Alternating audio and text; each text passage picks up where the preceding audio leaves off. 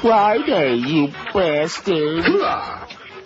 Encyclopedia Films proudly presents Easter around this big blue marble we call Earth. Here in North America, children await a visit from the Easter Bunny, while in San Francisco, gaily dressed and color-coordinated celebrants hide their eggs where you'd never think to look, giving new meaning to the like rabbits. In India, Mohandas Bunny is actually an emaciated 5-foot cow who delivers baskets filled with pestilence and famine while blaming it on the thermonuclear aspirations of those rancid Pakistanis. In Iran, the Easter Bunny, known as Haji the Magic Bunny, who clears the fields of mines before the spring planting. Oh, look, a rabbit's foot. In North Korea, Peter Cottontail, known only as Kim Chi-wan, is sometimes mistaken. Dinner for 4 as he comes hopping down the bunny trail. Meanwhile, in sweltering Africa, children visit the zoo to toss goodies at Ibutu the Easter chimp, believing whomever is hit by what Ibutu throws back at them will have good luck all year. So there you have it. Whether you believe in the Easter Bunny, Ibutu the Easter chimp, or Mohandas the emaciated Easter cow, may the magic of Easter be yours as you enjoy this special holiday around the world. Maybe Precious can be Luis's Easter chimp on Passions, which George didn't watch yesterday. He taped it, but he still hasn't watched it. Well, you get with it. I watched Born on the 4th of July last night. I know, I owe you. Well, that was depressing. Great movie, but it was very depressing, especially, and the timing was perfect. See, it was good that I put it off until right now.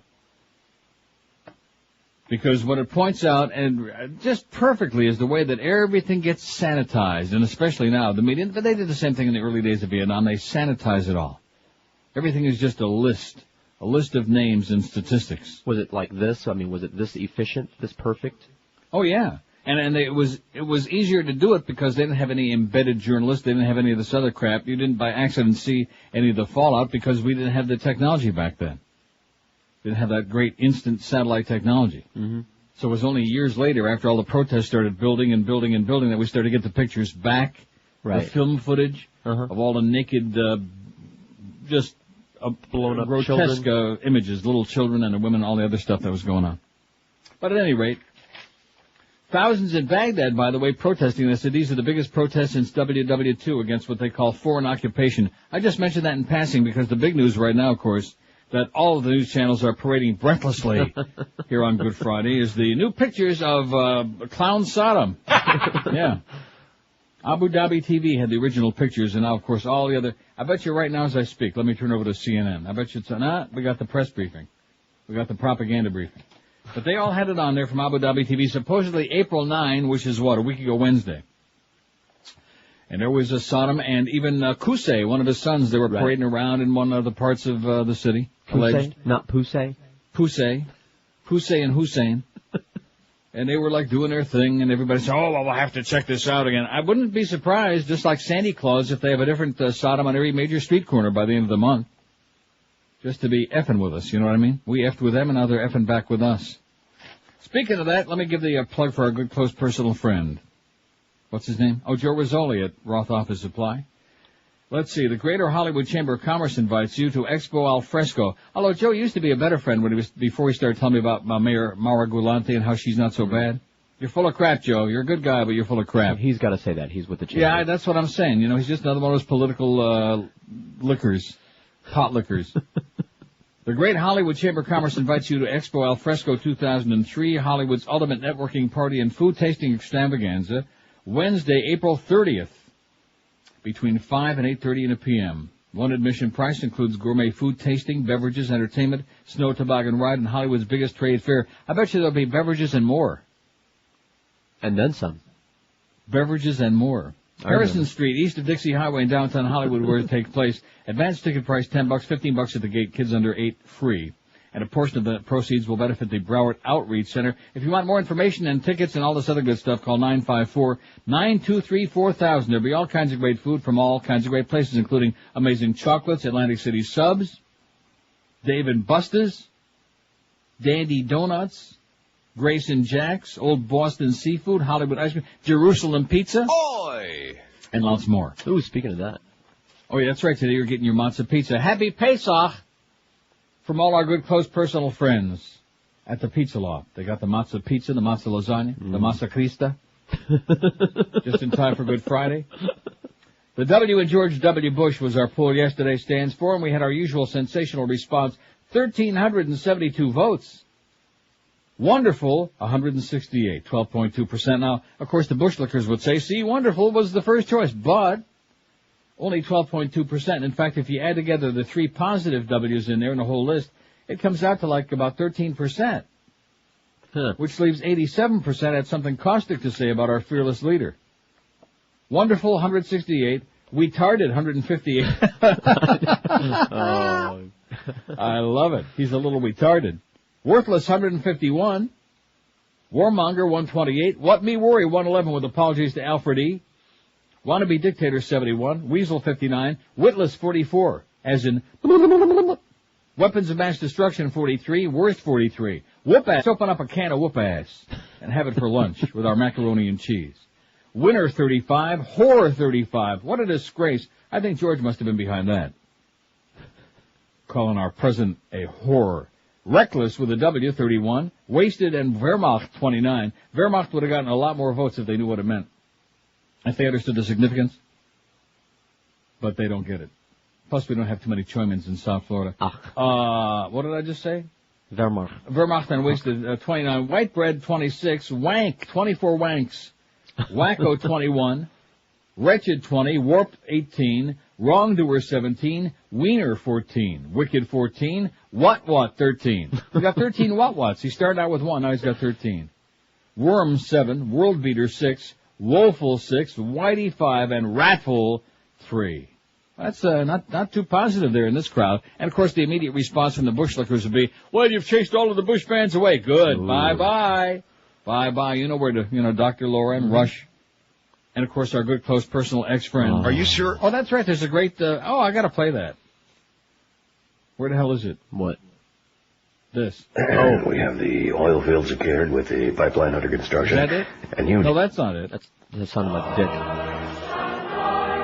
Clear Channel wants you to show your support in our rally for Pax America. We'll be scheduling one in your town soon, so call your local Clear Channel on the corner and sign up now. All 50 of you will be supplied with our handheld patriotic signs of aid, and will be invited to enjoy our Texas-style Christian barbecue while flipping off liberal dissenters. The festivities will be capped off with a community book-burning bonfire. All you have to remember is march forward in lockstep. And don't blink your eyes. Hey, what? You blinked your eyes. Be a patriot, not a liberal book reader. The talented Phil Hendrie was once one of those, so we took him downstairs to the quiet room. We're aware that you're a nice guy, Mr. Hendrie. I was a nice guy myself once. Yeah? Oh, I had my share of liberal views in the past. And I found out, Mr. Hendrie, that the world is a school of business. Are you sure? There is no need for free thought or creativity. Yeah, but let me say something first.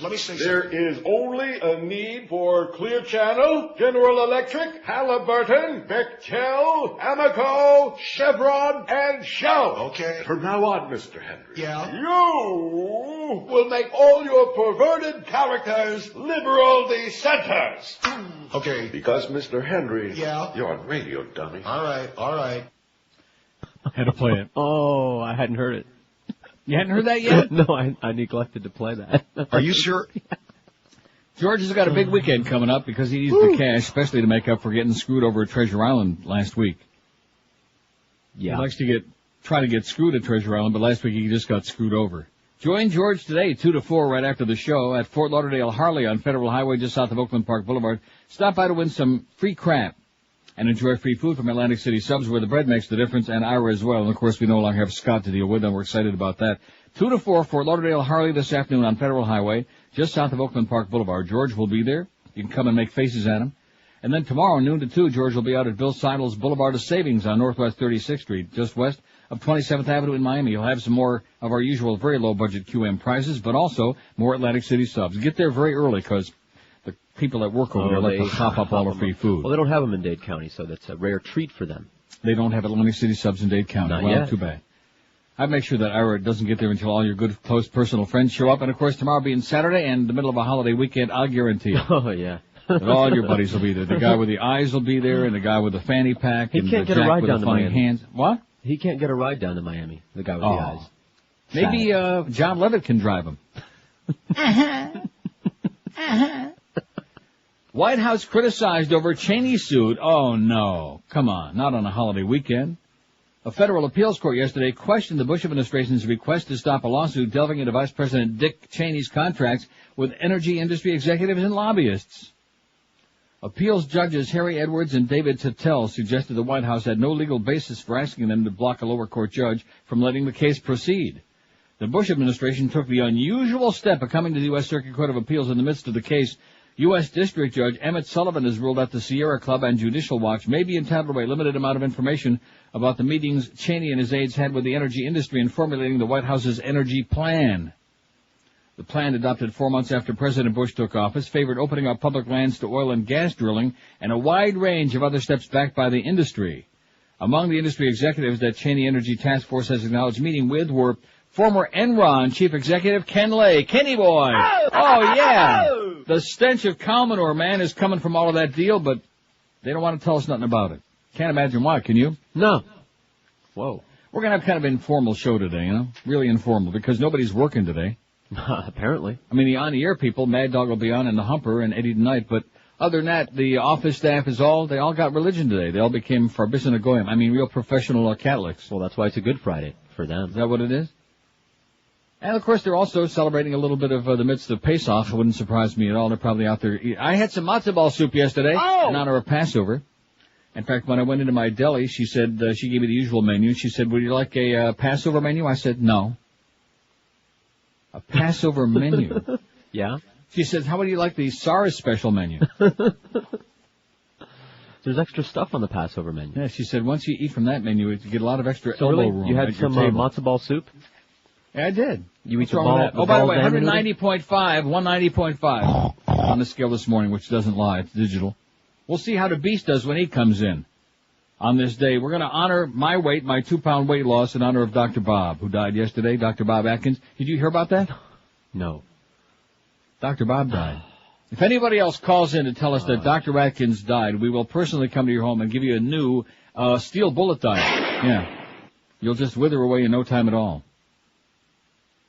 9:14 already at 560 WQAM. If you have $2,000 or more on a credit card, I want you to listen, put your ear very close to the radio, and crank that baby up.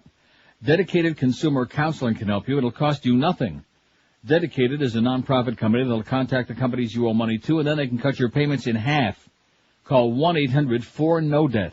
That's 1-800, the number 4 and the letters NODEBT. Dedicated will help your interest rate, eliminate late fees, and save your credit, and it will cost you nothing. The bank pays Dedicated, so you pay zero. If you're tired of battling credit card debt, call Dedicated today, 1-800, the number 4, no debt.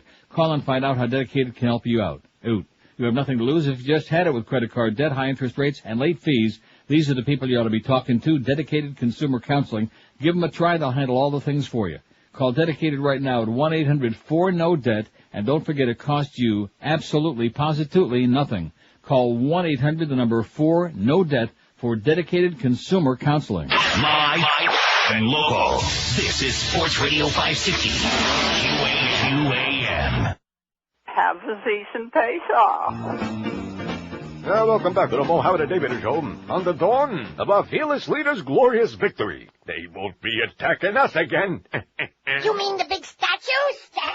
Don't you ever contradict the good intentions of our government. Wow! That hole in the ground in New York is all on account of that guy, see? Why, the last thing the victim saw was a dam behind the wheel of that plane. I thought it was the sorties. Oh, the sorties, huh? Yeah. Why, you let this commie thing go fag? Wow! Why, I'll have you know that guy's like Hitler. Take it from me. I'm a survivor, you know. From a concentration camp? Yeah, but that was no game show. How'd you survive that? I was, what they call it, a Sonder Commando. A what? Well, it was, it was me and Harry Fleischer's grandfather, and we had to, I remember it like it was yesterday. It was 1942.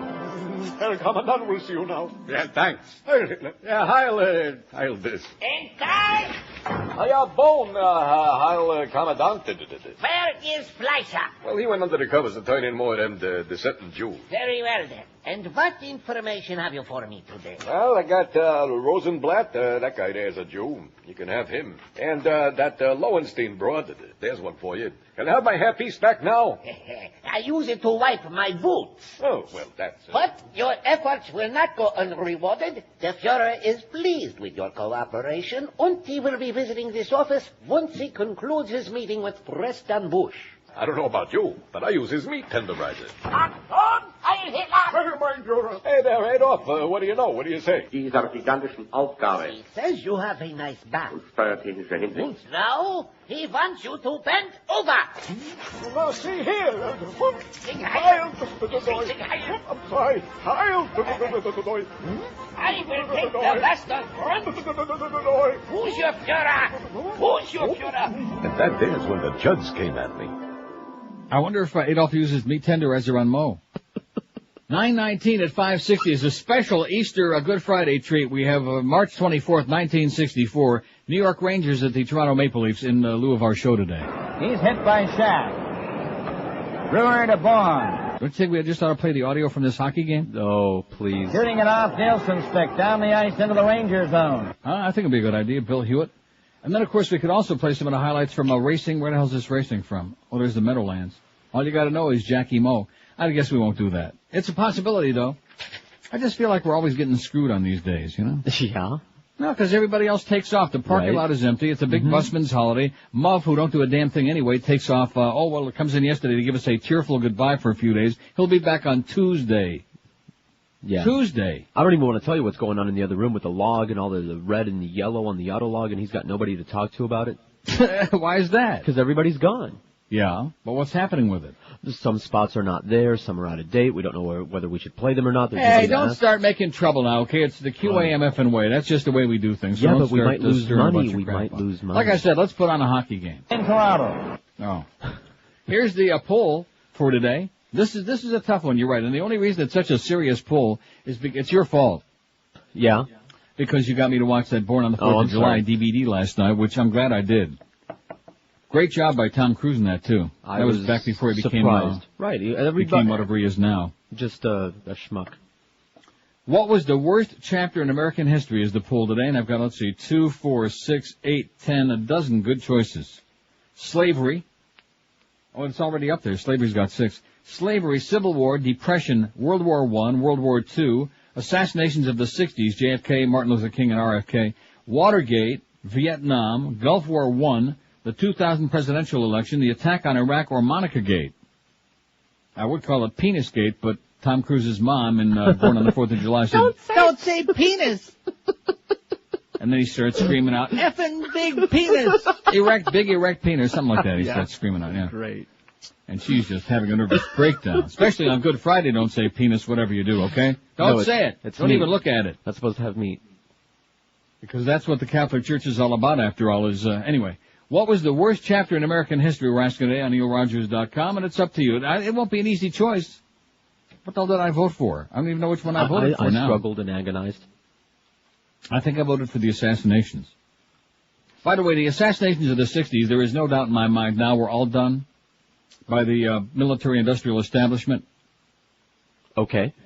Oh, yeah, because, first of all, the Kennedys were going to change the status quo, and, of course, Martin Luther King really wanted to change the racist institution of the American government, and that didn't fly too well with those folks. It interfered, it screwed up all their plans, like Tessio said. Screws up all my plans. The worst chapter in American history: slavery, Civil War, Depression, WW1, WW2, assassination of the 60s, JFK, MLK, RFK, Watergate, Vietnam, Gulf War I, 2000 presidential election, the attack on Iraq, or Monica Gate, known in some circles as Penis Gate. In some circles. Anyway, we kind of glossed over, and I think it's really bad. We ought to have a lot of calls today from Atkins people, don't you think? Sure, they just had a story I was flipping. And you mean the Sodom and Use weren't on there? No. Oh, no. Well, why do they keep... well, I already know. And you people in the media, by the way, isn't it interesting? All of these great bedtime stories that we have on our website and that we get to read, thank goodness, because we still have freedom of the press. In the print media, that's where you'll find them. In the American electronic media, forget about it. You won't see it. Right. You won't see it. And you want to know why? Because the FCC has no power over the print media. They have no, thank goodness, they don't regulate the print media. They don't license or regulate the New York Times or the Washington Post or any of the websites, especially on the Internet. They have no control over them. Yet. As opposed to the broadcast media, you better do what's right because, Michael Powell is doing this and Michael Powell is doing that. And if you want to have control of the entire media, you better be nice to us. You better be as much Fox-like as you possibly can. So that's the big difference. And that's why if you really want the truth, go to the Internet, go to our website or a bunch of other good websites and start doing a little bit of reading because you sure as hell won't get it on television. Guarantee you that right now. You might get some replays of some old hockey games. All ready to go for that face-off. Come on, let's just put the whole thing on there. What do you say? Take a little day off. Get the spots in. I think what's good for the goose is good for the gander. You say that as if it's a foregone conclusion we're going to get the spots in. What do you mean by that? Because there's no one to consult with about this. Listen, look, we'll do the best we can. Right. That's all we can do. Don't worry about them. They have no clue what's going on. The sales to people, they've absconded with the cash, okay? Maybe they were over in Baghdad stealing all the stuff out of the museum. I have no idea, but they sure as hell aren't doing their job. All I got to do is just leave town the first day I'm gone, and right away they start like a bunch of little rats, start playing their games. And Screw Ann, of course, she's still passed out under her desk. They're trying to scrape her. They're trying to get the Roto-Rooter guy to get in there, scrape her ass off of there, or just to scrape her ass. Maybe Eliana Ross-Layton can scrape her ass with some of that soap made from Jews. Anyway, Diet Guru Atkins dead at 72, and they had quite a bit of stuff on him yesterday. And I never really thought about it that much. But it's true, because he was, he's a good guy, but he was boring. But not everybody can have a great personality. But he was, kind of a boring guy. But the fact of the matter is he had big balls. That's the thing. And all of those 30 years that he had his, diet plan, his concept going of low carbs, he took nothing but crap. I mean, this guy took more crap than we do. Right. Just on and on, the so-called medical establishment. And you see, by the way, walking around all over America, the great job the medical establishment is doing, keeping everybody in real good shape, especially at QAM. We're like the poster child for American fat. So he really did take a lot of crap. And then, of course, as time went on, and even recently, I guess if there's anything positive to say, that is before he died, at least he was vindicated to a large degree by these studies that came out in the last year. And he said, guess what? Not only do you lose more weight on the Atkins, on the low-carb diet, but also your cholesterol and your blood lipids go down. They get better. Your triglycerides, your cholesterol. How about that? Yeah. Because he poo-pooed the establishment, this whole concept about, you gotta eat pasta and rice and bread and vegetables. Well, of course, pasta and rice and bread, that's pure refined carbohydrates. Makes your blood sugar skyrocket and makes you PHAT. But the pyramid says... And Goya took it away from him. Yeah. Goyam. The Goyam took it away from him. See, he's talking about Good Friday again. 9:26 at 560 WQM on a really great day. The staff is out, the log is screwed up, and it's just the way we like it at QAM. We're real excited about it. Mo Meister, pretty weak show this morning, Mo. And seriously, get him a clock. Why is he running over every day? Is the clock in there like all screwed up? Robert insists we're off, even though Carlos... I hate to break the news to you, Robert. I go by the City Pulse digital clock here that's like connected to the World Atomic Clock. And when I tell you it's 9 o'clock it's 9 o'clock. And for Christmas, I gave Carlos one of those watches that updates itself with the atomic clock by satellite. Right. So he's right if no one else is. No, I'll tell you what time it is exactly right now, okay? It is 9:27:17. That's what he's got, exactly, to the side. 9:27. There's no doubt about it. I'm looking at the digital readout here on City Pulse 24. They don't make mistakes, eh? And, of course, Robert, being that hard-ass little self-hating right-wing Jew that he is, stick to the politics, okay? Stick to your right-wing politics. We'll take care of the time, okay? Stick to Time Magazine. We'll take care of the real time. You silly person, you. Maybe he'd like to elope with George Will. I think they'd have a great time together. Maybe they could go to a ball game. 9:27 at 560 WQM. Here's something that's great. Oleomed. I'm still waiting, by the way, Skippy. Oh, that's right. Skippy's not there today. I left him a note. Yeah, leave him a note. Tell him I want some more of my Oleomed for blood pressure. Yesterday. Oleomed soft gels are good for you, man. More and more people are catching on to this. Oleomed contains pharmaceutical-grade olive oil, the best The best is on the globe. It's super concentrated, loaded with health benefits. Oleomed every day can help reduce the risk of heart disease, high cholesterol, plus there are 14 different Oleomed formulas from which to choose, each one combining the finest olive oil that you can buy with vitamins, minerals, and herbals to support specific needs from your bones to your blood pressure to your immune system, and on the list goes. In fact, now there are 3 new Oleomed formulas, one to help you sleep, one to help you control that disgusting, grotesque, unhealthy weight, and CoQ10, mighty important for your pulse and your heart. You'll find Oleomed at Publix, Eckerd's, Walgreens, Whole Food Markets, Navarro's, and Sedano's. Order it online if you like at oleomedamerica.com, or if you'd like to get more information about any of their products, or all of them if you prefer, just call them toll-free and ask any questions you may have. Call 1-866-OLEOMED. That's 1-866-653-6633 for better health. Start popping some Oleomed in your puss right away. Live and local. This is Sports Radio 560. QAQAM. Beware of exploding balls. Deliver maximum performance to your engine with Arabico's new Type O formula. Specially refined by Halliburton, Arabico Type O contains depleted uranium to prevent the deep red ooze from coagulating in your fuel system and helps filter out the teeth and bone from clogging your injectors, adding more horsepower to your SUV. Even regular cars that dissenting liberals still choose to drive. So aren't you happy now? Fill her up with Arabico Type O and fly the flag proudly. You can expect more from Arabico, and you'll get it when you put a dead child in your tank. He was passed by the first overmover, Busby Bomber. How you do that there? Springs out from the pocket trip, and Switchblade is coming through in between horses. Way out wide for Nuclear Sun, Busby Bomber to a heavy drive. How about some racing for Mohawk, George? Okay, I'm all for it. That's going to be the poll question. What would you rather hear the rest of the day? Racing from last night's Mohawk or Leafs and the Rangers 1964? Anyway, what do we got here? 24 votes for slavery already, 12 for the 2000 presidential election that was stolen very clearly. See, what really pisses me off most about the media is because they sanitize. I mean, it's grotesque. They have the ability to really show us these images, but you notice on the American electronic media, they don't want us to see them. And Rumsfeld and his crowd, they definitely don't want us to see them because that would be really bad, you know. Is that the best they can show us? Why don't they show us, something good? What else? Yeah. Show us. Such a pile of crap. And I'm going to say it again. You people in the electronic media, just about all of you, you ought to hang your heads in shame. You're a disgrace. And they had a piece last night. The guy in the, they had a round table about the media and the way they've covered this was on the CBC. I wish I would have taped it. Because the one reporter they had over there, who was one of the several, he was talking about the fact that he was not embedded.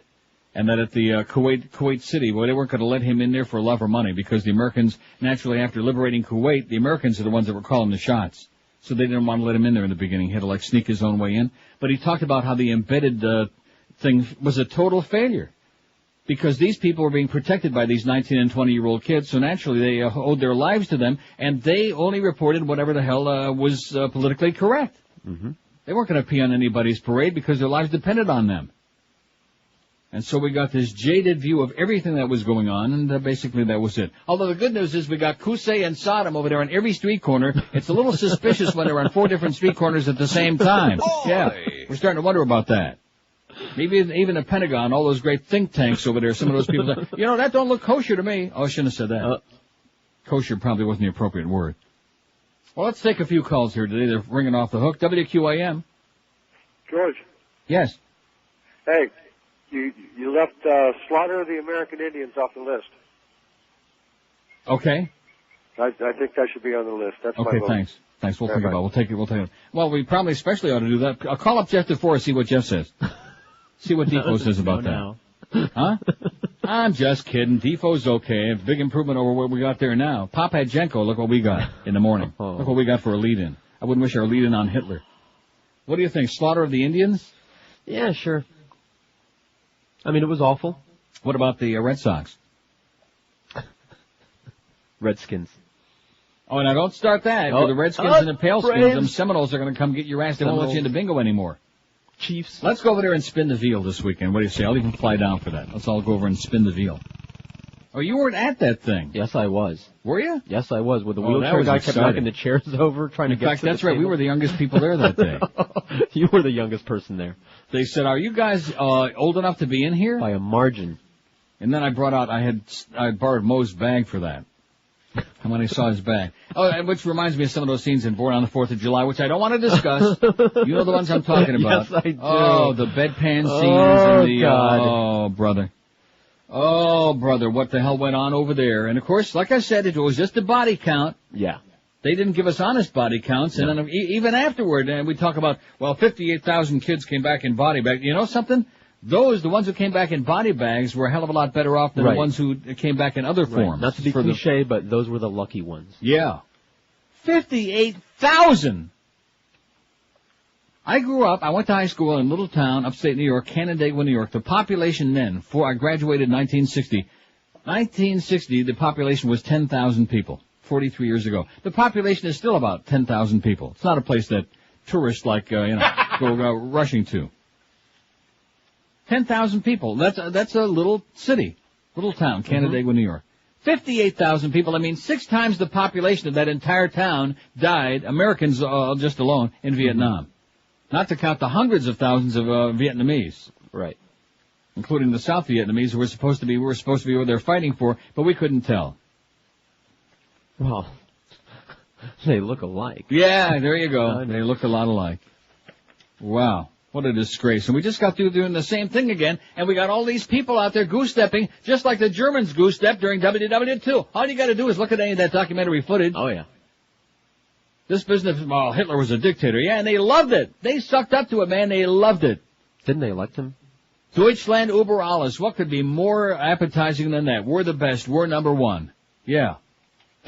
Is there anybody on the face of the globe that don't like... We're number one! Damn it! Right. Peel into the collective egos. The jingoistic mentality of the public, no matter where it is.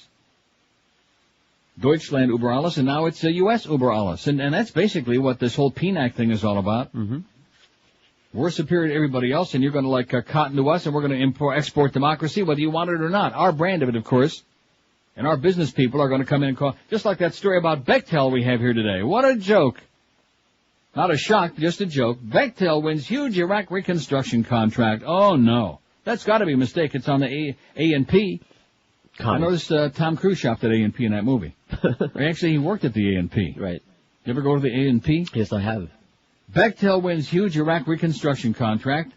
The government yesterday awarded a big contract to evaluate and repair Iraq's power, water, and sewage systems to Bechtel Corp of San Francisco. Weren't we just talking about former Secretary of State George Shultz yesterday and the Bechtel?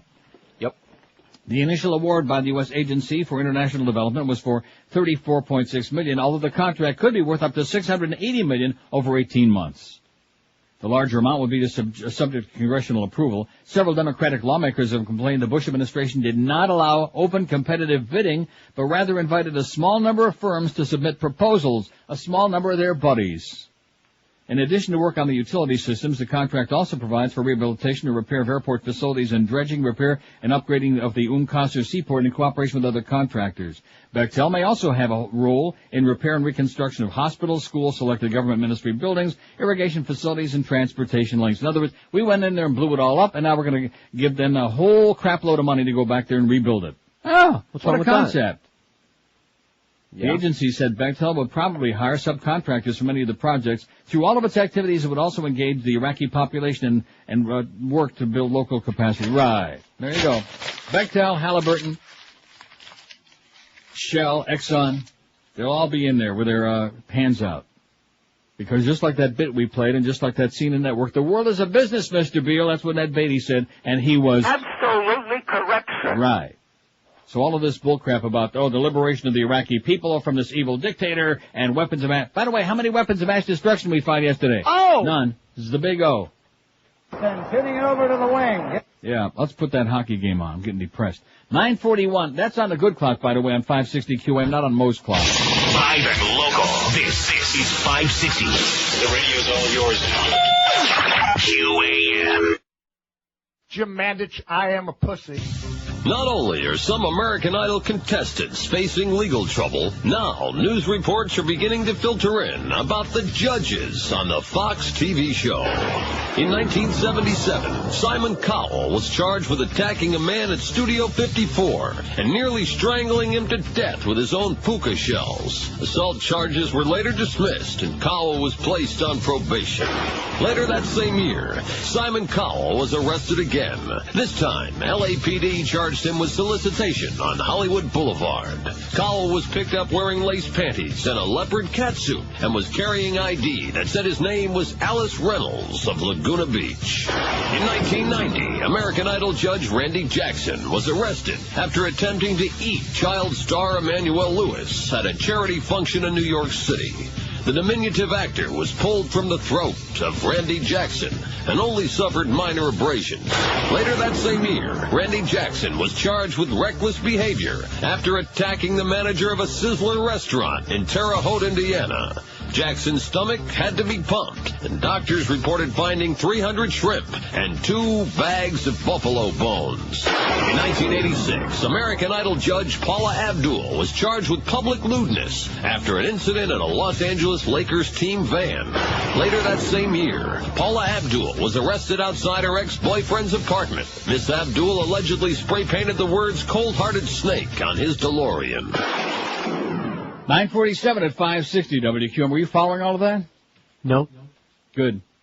What was the worst chapter in American history? I noticed that we haven't put the slaughter of the Indians on here. Are we going to do that or not? Carlos. Yeah. We are? Well, when are we going to see it on there? Well, all I can do is email it to Eric. No, that's not an answer to my question. When are we going to see that on there? You think Eric's busy again? It is Good Friday. He's probably having some macaroni and cheese for breakfasts. About 30 seconds. How many? About 30, man. Slavery, 44 votes. The 2000 presidential election, 24, which, of course, is bogus. You know what? What? I was thinking last night, so many things came to my mind as I was watching it, Born on the 4th of July. And I was thinking about of course, Kent State really was a nauseating, grotesque chapter, and then we saw and also, talk about my psychic powers. Mm-hmm. What town did I mention on the air on Wednesday on this show? Right out of the blue, out of nowhere. And keep in mind, I've never seen Born on the 4th of July. Right. I had no idea where he was from. I don't know. I forgot. I do. Massapequa, Long Island. That's right. You did. Just I don't know why. I was just kidding around. And come to find out, where did his family live? Massapequa, New York. I had a friend in college, Pete Stasu, was from Massapequa, New York. How do you like that? On Long Island. His family was in the fur business. They had a lot of money. Never heard from him again. Yeah. At any rate, how do you like that? Huh. But I was thinking about that thing in Dade County, the 2000 election, that group of outside assholes that they shipped in. Right. They shipped them in from outside of Florida. And they're all out there pounding on the door, let us in, let us in. That's what I thought of when they were showing the 1972 Republican Convention on Miami Beach. I was thinking of these assholes that were out there. Because they had the fix-in, baby. The whole thing was orchestrated. And then when they started counting the votes again that last time, and it started getting really close, and the margin was down to just a small handful, which some of us can relate to, a small handful, then all of a sudden the Supreme Court stepped right in there. Trump card. One of them things. They said, we don't want to recount any more votes because it could turn out bad. Just like Lou Dobbs saying the other night. Yeah, I prefer to look at the glasses half full. What was the worst chapter in American history? We asked. We will put Slaughter of the Indians on there because that is embarrassing and grotesque and humiliating, and on behalf of all Americans, we want to apologize, although it's 4 on the red. Huh? Or is it 4 on the G? I don't know. Slavery, 45. 2000 presidential election, 25. A disgraceful chapter that happened right in front of your puss. Assassinations of the 60s, JFK, MLK, and RFK, 17. Which to me was, that was the last chance. After that, that's it. Game over. Civil War 16, Vietnam 13, Attack on Iraq 8, Depression 6, Monica Gate 3, Watergate 2, World War II has got 1, and the Gulf War 1 and World War 1 each have 0. But it's interesting that, those 3 events only have 1 vote, and I don't even know why they'd vote for those, but I had to put them on there. But Attack on Iraq's already got 8. Get it? Got it. Here's the facts from Wally in Deerfield, who's usually right on it, but he says, you might want to consider the American Revolution, which basically was the starting line for the power grab race in this country, which has never been interrupted. No. Although then he goes on to redeem himself by saying, My vote goes to the assassinations of the 60s, since this signaled the existence of the previously hidden power agenda. At that point in time, the myth of constitutional guarantees was shattered. The power structure changed the course of politics in this country forever. Not just of politics, but in life in this country forever, Wally. If anyone dared to lead with a differing agenda, he would end up with the ultimate sacrifice. And I should point out, speaking of born on the 4th of July, that Eisenhower sent the first advisors to Vietnam. Kennedy sent others, but he also had made very, very clear he had made a pledge that by January 1st of 65, that all the advisors would be brought home from Vietnam. January 1, 65. Mm-hmm. Well, guess what? He wasn't around to see January 1 of 65. I just mentioned that in passing, okay? And if anybody really believes in the Lee Harvey Oswald bull crap and the Sirhan crap, please. And who's the guy that shot MLK allegedly who just died? Oh, Blockshot Chirac. What was his name? No, come on. I know. Let's get serious. It's right here. James Earl Ray. James Earl Ray. I thought he did the voices on CNN. This is James Earl Jones. Here's one it says, if you read it, oh, this is depressing, but of course it's in Rupert Murdoch's right-wing New York Post, so they're probably quelling from it. On page 11, the page 6 section, they call it, the entertainment gossip stuff, in the New York Post today, they have a new website, revoketheoscar.com. These people want to take away Michael Moore's Oscar for his movie Bowling for Columbine, and they tell why in the article. Did you read the book Pig at the Trough? No, I did not. And I also don't want to see the New York Post. They want to take away his, because they didn't like what he said. So it was a great movie, and he deserved the Oscar if he would have just kept his mouth shut. I mean, what are we talking about here, boys and girls, huh? What are we talking about?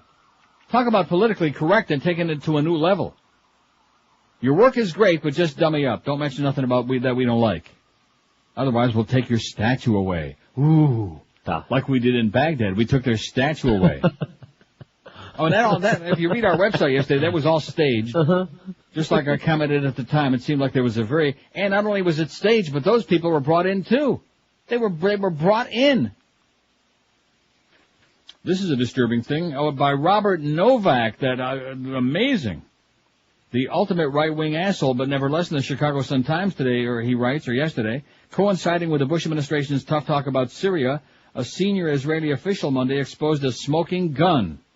Defense Minister Shaul Mofaz told the Tel Aviv newspaper Ma'ariv, we have a long list of issues we're thinking of demanding of the Syrians, and it would be best done through the Americans. In other words, like it says here, strike on Syria while the iron's hot. You already got the troops over there, let's go in. What do you say? All right. I like what Lawrence Eagleburger said a couple of days ago. That if Bush even thinks about going in there, he ought to be impeached. That's what I'm thinking. Stuttering Gillen Homestead, who's another one of our chronic regulars. Boy, we sure got a lot of regulars on the fax machine, but at least most of them are pretty good. Of course, that's because you only send the ones that are good. Right. He says, how about the Iran-Contra scandal with Ollie North? Well, it was embarrassing and nasty, etc., but not in the category with these others. Small potatoes. Right? Small potatoes. That's what Ollie said on his radio show. Also, you asked yesterday if I was related to Juan and that other stuttering Steve guy in the morning show, and the answer is no. Well, thank goodness for Stuttering Gil in Homestead. He's no relation to Gil Siegel from the Camus house. 5670560. Oh, and some more bad news. I don't want to do this on Good Friday. It's a holiday weekend. Everybody's supposed to be in a good mood, whether you want to be or not. The warning is down to yellow. Bush cultural advisors quit over Iraq museum theft. Oh, no. Now, it says 2, but this was, what time did it was yesterday afternoon I got this, but later on. 3 cultural advisors to the Bush administration have resigned in protest over failure of U.S. forces to prevent the wholesale looting of priceless treasures from Baghdad's Antiquities Museum. Martin Sullivan, who chaired the President's Advisory Committee on Cultural Property for 8 years, panel member Gary Viken said they resigned because the U.S. military had advance warning of the dangers to Iraq's historical treasures. We certainly know the value of oil, but we don't know the value of historical artifacts, Viken, director of the Walters Art Gallery in Baltimore, told Reuters yesterday. There's the line. That's all you need to know. We know the value of oil, but we don't know the value of historical artifacts. Just mention that in passing. We get any calls about Dr. Bob yet? No. About Dr. Atkins? Come on, you ungrateful bastards out there. This man probably is responsible for a lot of you people still being alive, since I helped popularize the Atkins diet down here in South Florida. One of my great claims to fame, besides Boca Burgers and fish food. Right. And I guess that's about it in 27 years. You can't have everything. Well, you beat the penny sales tax, too. And the penny sales tax, that's right. Yeah, let's get our call from, what's his name? Dave the traffic guy. What was his name, Dave? Whatever his name is. I can't remember his name. Slater. Mark Slater. Morgan. Slater. Dave Slater, very good. And Mark Friedman with a bad haircut. Richard Friedman, I'm sorry. Sorry, Richard. Sorry, Dick. And don't be singing no more songs, Dick. It's embarrassing. Anybody that goes out there in public with a hairpiece, that'd be a good poll someday. Who's got the worst hairpiece, Richard Friedman or Mo, the Mo-Meister? I'd like to see a battle between those two muskrats. You talk about watching a muskrat ramble.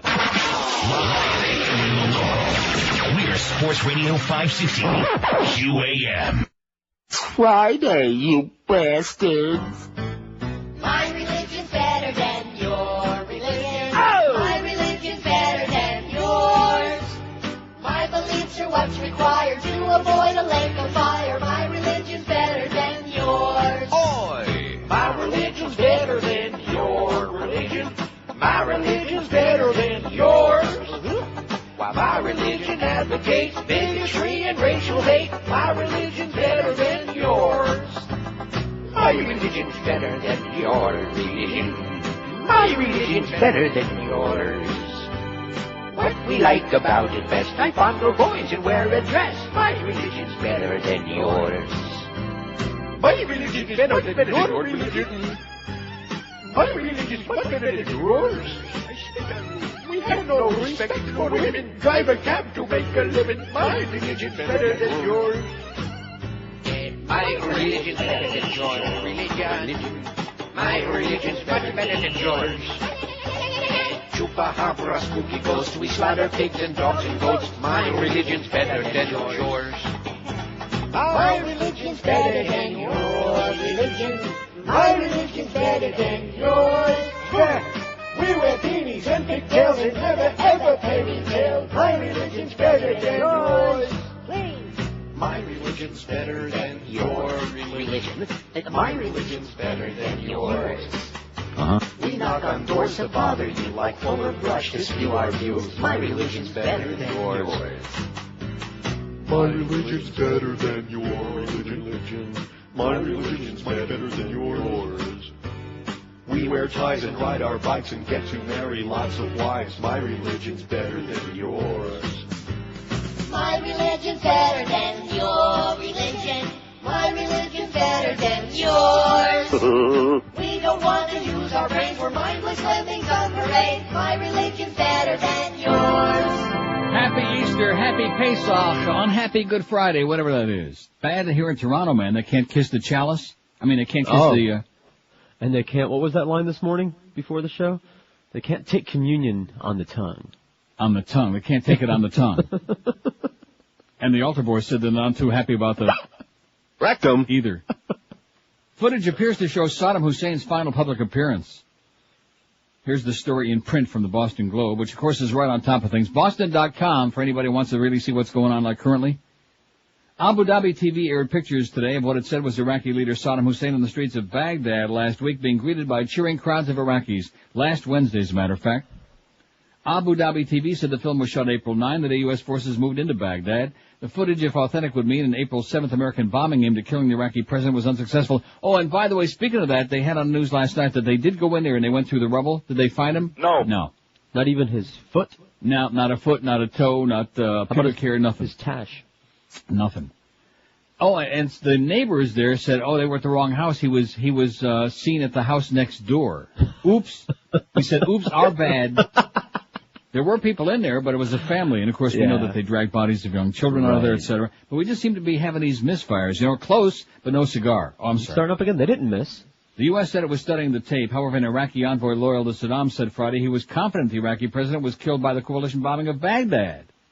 I know his character, Iraq's ambassador to Belgrade, Sami Sadoun. I thought he played for Ottawa. No, he plays for the Flyers now. Sami Sadoun told the AP in an interview the defense of Baghdad would not have collapsed so quickly if he wasn't dead. I thought the defense collapsed because they made a deal. Didn't you see Monty Hall in there? Right. Door number 3. Yeah, doors number 1, 2, and 3. Oh, that's right. There's all those artifacts behind door number 3. We'll take those. So there you go. Anybody believes that that's Saddam and Qusay, both of whom, of course, we know had 85,000 plastic surgeries and about 450 doubles. Even Pete Rose never had as many doubles. This is a good article on our website, but unfortunately I noticed in passing here that there's a word missing. So I had to go back and I found the word. We apologize for that, but it's short. No president should be above criticism by Dennis McWilliams in the Zanesville Times Recorder. Zanesville, Ohio. You been there? No. Don't. Cleveland. I've never been there either. Huh? Cleveland. You been there? Yeah, Well, Cincinnati. no wonder you're like you are. Anyway, Dennis McWilliams says, as I read some of the mail, I repeatedly recognize recurring themes. Idol worship, a bizarre mixture of fundamentalism, radical right-wing politics, and veneration of politicians. I'm sorry, but no president of the U.S. is a candidate for beatification or sainthood.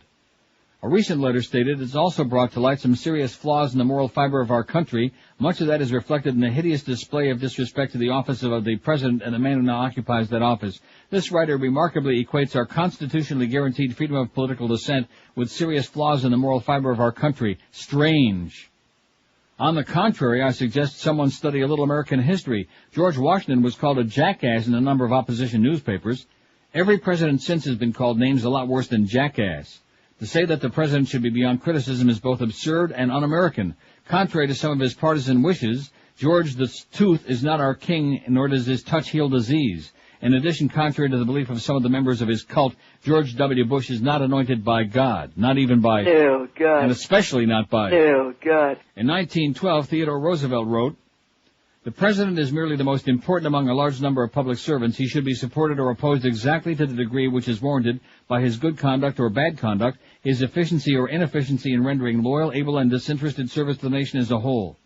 Therefore, it is absolutely necessary that there should be full liberty to tell the truth about his acts, and this means that it is exactly as necessary to blame him when he does wrong as to praise him when he does right. Any other attitude in an American citizen is both base and servile. To announce that there must be no criticism of the president, that we're to stand by the president, right or wrong, is not only unpatriotic and servile, but is morally treasonable to the American public. Nothing but the truth should be spoken about him or anyone else. But it is even more important to tell the truth, pleasant or unpleasant, about him than about anybody else. Dennis McWilliams goes on to write, in my view, the statement that any president was appointed and anointed by our Lord and Savior Jesus Christ for such a time as we now face contains a whiff of blasphemy. It is so disgusting a concept to mix the holy name of Jesus Christ with that of a politician. It's also repugnant to the Constitution of the United States of America. How do you like that? I caught a whiff. You get a whiff of it? Ooh.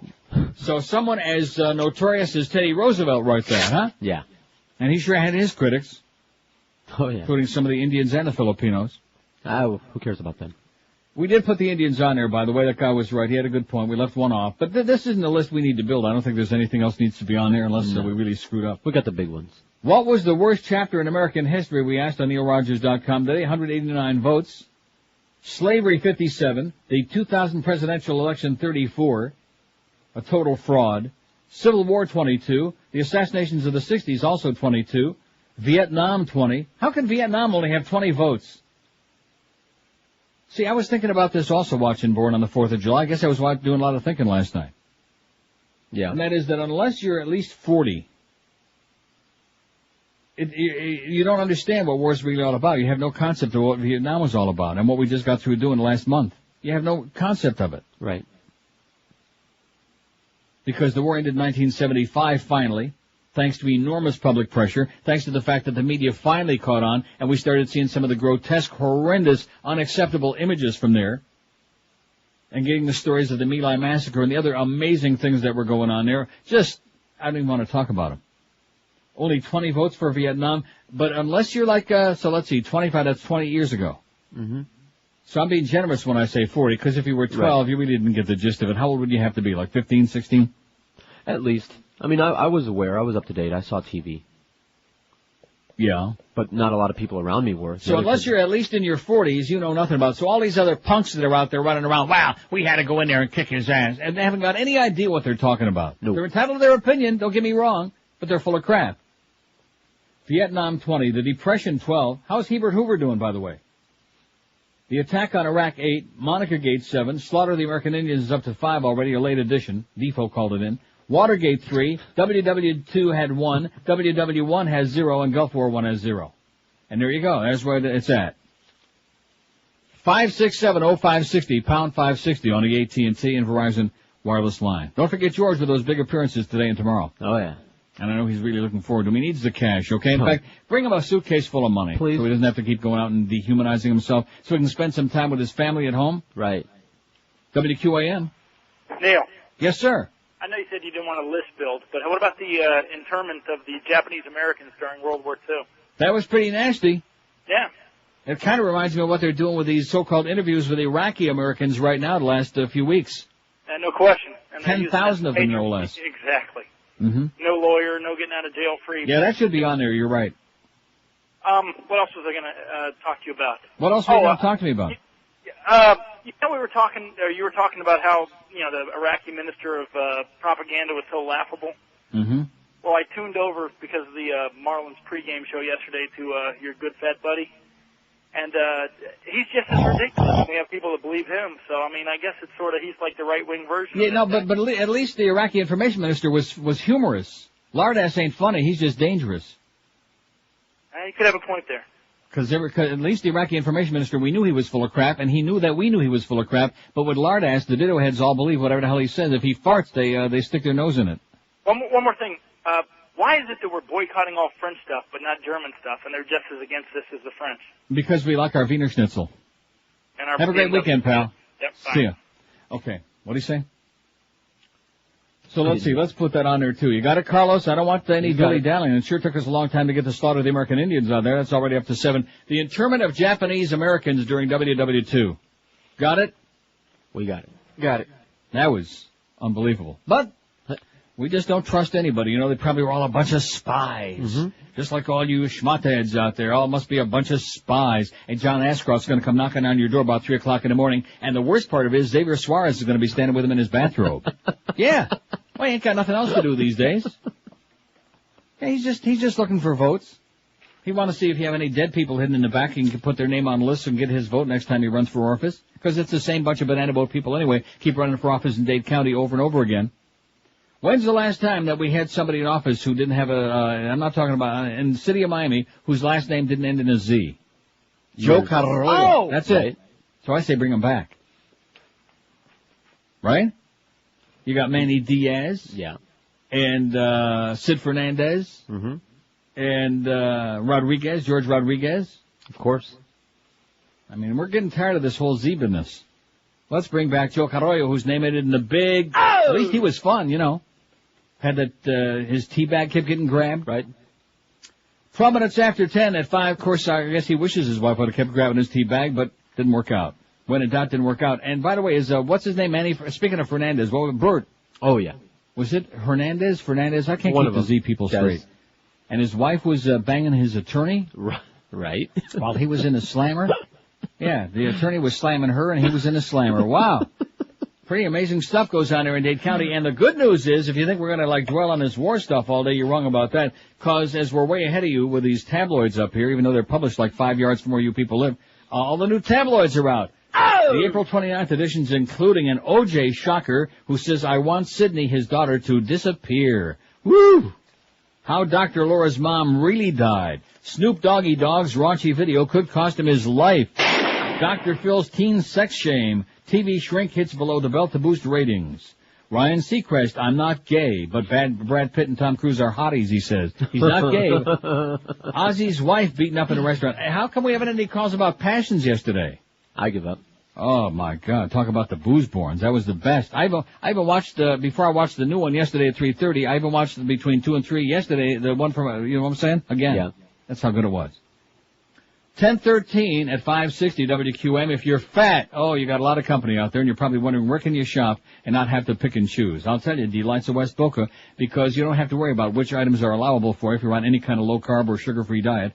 Everything in the store is for you. Over 700 low-carb, sugar-free products in this one great store devoted just to you and what you're looking for. Whether it's the #1 Atkins Diet, rest in peace, or any other low-carb, sugar-free diet, Delights of West Boca is your low-carb superstore that you'll fall in love with. They got so many great nifty things to keep you on a straight and narrower path. Some of the newest bakery products are really sensational, like the chocolate cupcakes and brownies by Control Carb with only 1 effective gram of carbs per serving, and they are delicious. And don't forget Delight's incredible selection of low-carb pastas, sauces, dressings, cheesecakes, chocolates, and their famous soft-serve Carbolite ice cream. There's nothing like that soft serve. Don't forget at Delights of West Boca, all Atkins brand products are 25% off all day, every day, so you save some cash too. Stop by, talk to their staff. They know dieting inside and out. They'll even in fact, maybe they'll say they'll have a minion in the store for Dr. Atkins, you think?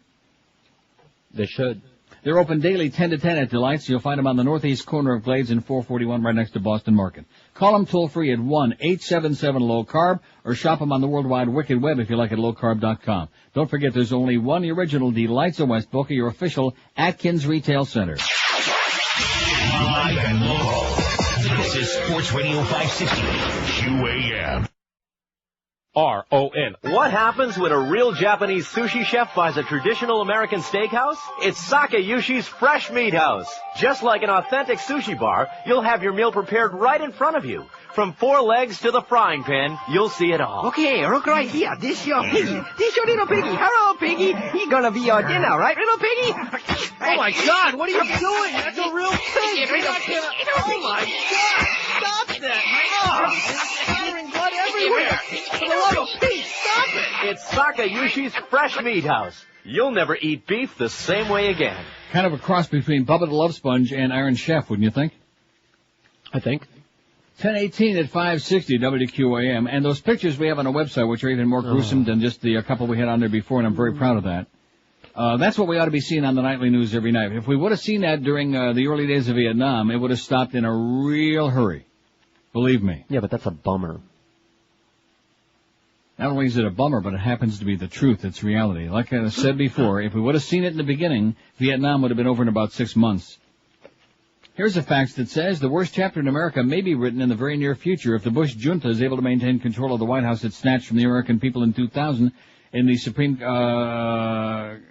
in the 2000 Supreme Court-led coup. If this travesty comes to pass, it'll make all others in your poll pale in comparison. George W. Bush, campaign 2000, quoted as saying, "I'm a uniter, not a divider," and it says Bush has united the world against us. Very good. Very good, sir, and I would hide under the bed. 5670560, pound 560. Slavery seems to be the winner, 66, so at least so far. Got a long way to go all weekend. The 2000 presidential elections got 46. Vietnam has still only got 23 votes. What is wrong with these people? Huh? I don't know. That's why I think they all need to see Born on the 4th of July again over the weekend. Get the DVD and put on your BVDs, and believe me, you'll need to, because you'll probably be filling them up several times watching that. And then think about it. Thinking. Now, what happened to the phone here? We're doing screenless, I should point out, so if you don't get to you right away, just tough titty. Just hang on. 5670560, pound 560 on the AT&T and Verizon wireless line. One call on screenless. WQAM. Hello? Like I said, one call was left on screenless and they're not even there anymore. Wow, what the hell just happened? Did you hit the right line? Maybe, huh? I'm just checking. I was on a right line, line 4, okay? I know what be going on here. I was on line 4. WQAM. Neil. Yes, sir. Hey, good morning. Hey, it's funny that you were talking about Born on the 4th of July in Massapequa Park, because I grew up there and went to Massapequa High School, and Ron Kovic graduated from that high school some years before me. But originally, that movie, they started filming in, I think it was 1979. That was the year that I graduated. And Al Pacino actually started to make the movie. And it was all the hubbub in town, and he had rented a house, and they'd closed down the local movie theater, and they were filming here, there. They were filming in my high school at night.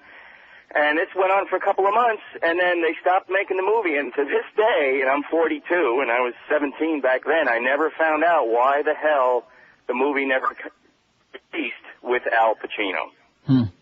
So if any of your listeners knows the answer to that, I've been dying for like 20 years to find out. Maybe what somebody made him happened. an offer he couldn't refuse. I guess so. Hey, I've been listening. Are you there? Yeah. I really appreciate the articles that you read. I used to be vehemently opposed to the bedtime stories. However, with everything that's been happening in the articles that you've been putting, that you've been reading and posting, occasionally listen to Rush Limbaugh to the point of where I'm about to lose my lunch. And the amount of hate that man spews out of his mouth, and just the complete lies that he tells. You people out there, your audience really needs to wake up, and they need to read really what the hell is going on. They had a piece on ABC News last night about the mental institutions and how they were the women in there were raped, and they showed you videos of these people. No food, no water. I mean, it was just horrible. And Rummy sits there and he writes this all off as, well, you know, the looting, it just kind of happened. Yeah, it's part of the untidiness of war, untidy. Yeah, and, you know, when you invade an unarmed country and you basically take away electricity and water, people's just livelihood in general, what the hell do you expect? I mean, if they did it in L.A. over Rodney King, I mean, they'll do it anywhere. Mm-hmm. So, you know, it's just the stories that you've been reading. I mean, I tried to read as much as possible, and it's just, it really is just sickening. And that huge contract that was awarded, I read that this morning. I could barely even keep my breakfast down. Neil, I love you. Have a great weekend, and go Leafs go. Okay, thanks. Bye. Leafs will not lose tonight, by the way, George. I'll bet your life and Carlos's too. Okay, bet your buck. They're not playing. Oh. Playing tomorrow at 3. Game 5 in Philadelphia. Eddie the Beagle, by the way, I don't want to go into it. Make all the good saves, okay, Eddie? Don't let a few greasers in. This is the playoffs. Somebody tell him. Whisper in his ear. Good news is Almo is okay. McGillney, he'll be back. Here's a fact. Says a good story for once. I was listening to the World at 1 on BBC Radio 4 this morning, and they led with a story about how Save the Children has been trying for 6 days to fly a plane of food in that could feed 40,000 people, but the U.S. wouldn't let the plane in supposedly for safety reasons. Within 15 minutes, they had a U.S. military mouthpiece on the air assuring the British public that the plane would be let in within a day or two. The best part was when the host, Nick Clark, told the U.S. spokesman that the Save the Children organizer was standing at the airport as they spoke and hadn't heard any gunshots for days. Talk about power of the press. You know, we're not all that concerned. If they get fed, okay, and if not, that many fewer people to have to worry about. Right. Gets to be untidy when you got that many mouths to feed. It's untidy. Part of that whole untidiness of the whole thing. Let me say it again. This has not been a war. This was an illegal invasion. A war is when there are two combatants who are fighting over something. Just like that story about PNAC and about how they had selected Iraq ahead of time because they knew it would be an easy knockover, like a walkover. Right. They already eliminated like 2/3 of his army 11 years ago. Like, what the hell did they think he was going to have back? And then, of course, when they're making deals behind the scenes to make sure we can roll into Baghdad virtually unchallenged, it really wasn't going to be much of a contest. And so if we dropped 4 of those J-dams in that one house and it turned out to be a couple of doors down the street, it wasn't the right one, there were a whole bunch of dead people in the rubble, and it wasn't who we were looking for, well, untidy, you know. Right. How anybody can defend this just beats the crap out of me. Just amazing to me. Like that asshole that calls the other day, is there anything good you could say about this war? No. No, there's absolutely, positively nothing good that I can say about it. Nothing. Zero. And there isn't any reason why any of the people who were injured, maimed, butchered in this invasion shouldn't still be alive and in one piece today. There isn't any good reason. We accomplished nothing. Yeah, but Saddam's gone. Yeah, and what do we got? We got a mess. Just like the mess we have in Afghanistan now that's festering again and worse than it was before. What are we going to have now? And while they're showing these comical pictures because they've got them from Abu Dhabi TV, and so they got them so they put them on there over and over again of Saddam and Qusay, of their body triples. How about the pictures of all those, the biggest protests since WW2? Thousands and thousands, zillions of people in Baghdad protesting yesterday against what they call illegal occupation by a foreign power. There was a They protest? don't want us there. Huh? There was a protest? Haven't you seen the pictures? No. Neither have I. And you won't. Because we have a selective media that just shills and sucks along. It's not just Lou Dobbs and Wolf Blitzkrieg and all these other assholes. It's the network. It's at the very top of the networks because they're scared crapless. They're under the thumb. If only the people could see the CBC. That isn't all that revolutionary. It's a little on the staid side, a little on the boring side. But they could just see that. They're our ally. No, not this time. That's why W ain't coming here until he's putting it off for a little while. Although he does want to come up and get a little smoked meat in Montreal. Some of that smoked Canadian meat. Hey. 26 past, better have it checked first, W. Better have it checked first the way things are going on. 26 past 10 at 560 QAM. Live and local. We're Sports Radio 560 QAM. Friday, you bastard. Tonight, A&E goes undercover to reveal a frightening aspect of who could be the next president of the United States. George Bush is the Antichrist. Of course I care about all the issues facing America. And your mother is hung like Rosie O'Donnell. Like all candidates, I support term limitations. Fat chance, assholes. The new millennium is all mine. Unlike the previous administration, I'd bring dignity back to the Oval Office. Yeah, after I rip off your skin and snack on your balls. Join Sam Neill, your host for tonight's A&E's George Bush, the Antichrist. 10:31 at 560 WQM. Don't forget, join George today, noon, 2 to 4? 2 to 4 at Fort Lauderdale Harley on Federal Highway just south of Oakland Park Boulevard. Stop by to win some of our free crap that Miguel's trying to get rid of. And enjoy free food from Atlantic City Subs where the bread and Ira make the difference. And then tomorrow noon to 2, George will be at Bill Seidel's Boulevard of Savings on Northwest 36th Street. And they still have no idea who he is over there. No. Just west of 27th Avenue in Miami, he'll have some prizes. Atlantic City Subs will be there with more free food, so get there early, noon to 2 tomorrow. They call me El Sandwich guy when I show up. The sandwich guy. He's a sandwich delivery guy once a month, right? 567-0560, pound 560 on the AT&T and Verizon wireless line. WQAM. Neil? Yes, sir. How you doing? Okay. I've been listening for weeks to you, and I gotta tell you, I've never heard more anti-American, Canadian commie crap out of anybody in the history of radio. Yeah. And, you know where Canadians would be without the USA protecting them. Well, who's talking about Canadians? Where do you Every because I'm sitting single in country Toronto? would have taken the bite out of Canada if it wasn't for USA. Yeah. And this Bush guy may be crazier than the Christmas turkey, and may be setting us up for the biggest disaster, but at least he had the balls to go out there and do what he wanted to do. And if we don't find so did Genghis Khan. So did Napoleon go out there and have the balls to do what he wanted to do. Did that make it right? So did Hitler go out there and do what he wanted. Sir, you're an idiot, okay? He had the balls to go out there and do what he wanted to do. I don't talk to idiots like you. I'm talking Canadian crap. Because my ass is sitting in Toronto, I'm talking Canadian crap. You're an imbecile. No, seriously, that's what we're dealing with. He may be the biggest disaster. You should have stopped at that point, because I think he's already got a good start. What an imbecile. And, I'm sitting here, I'm willing to listen, but who's going to listen to that? He's got the balls to do what he wanted to do? That's admirable. That's what Saddam did when he went into Kuwait. Yeah. He had the balls to do what he wanted to do. Stalin.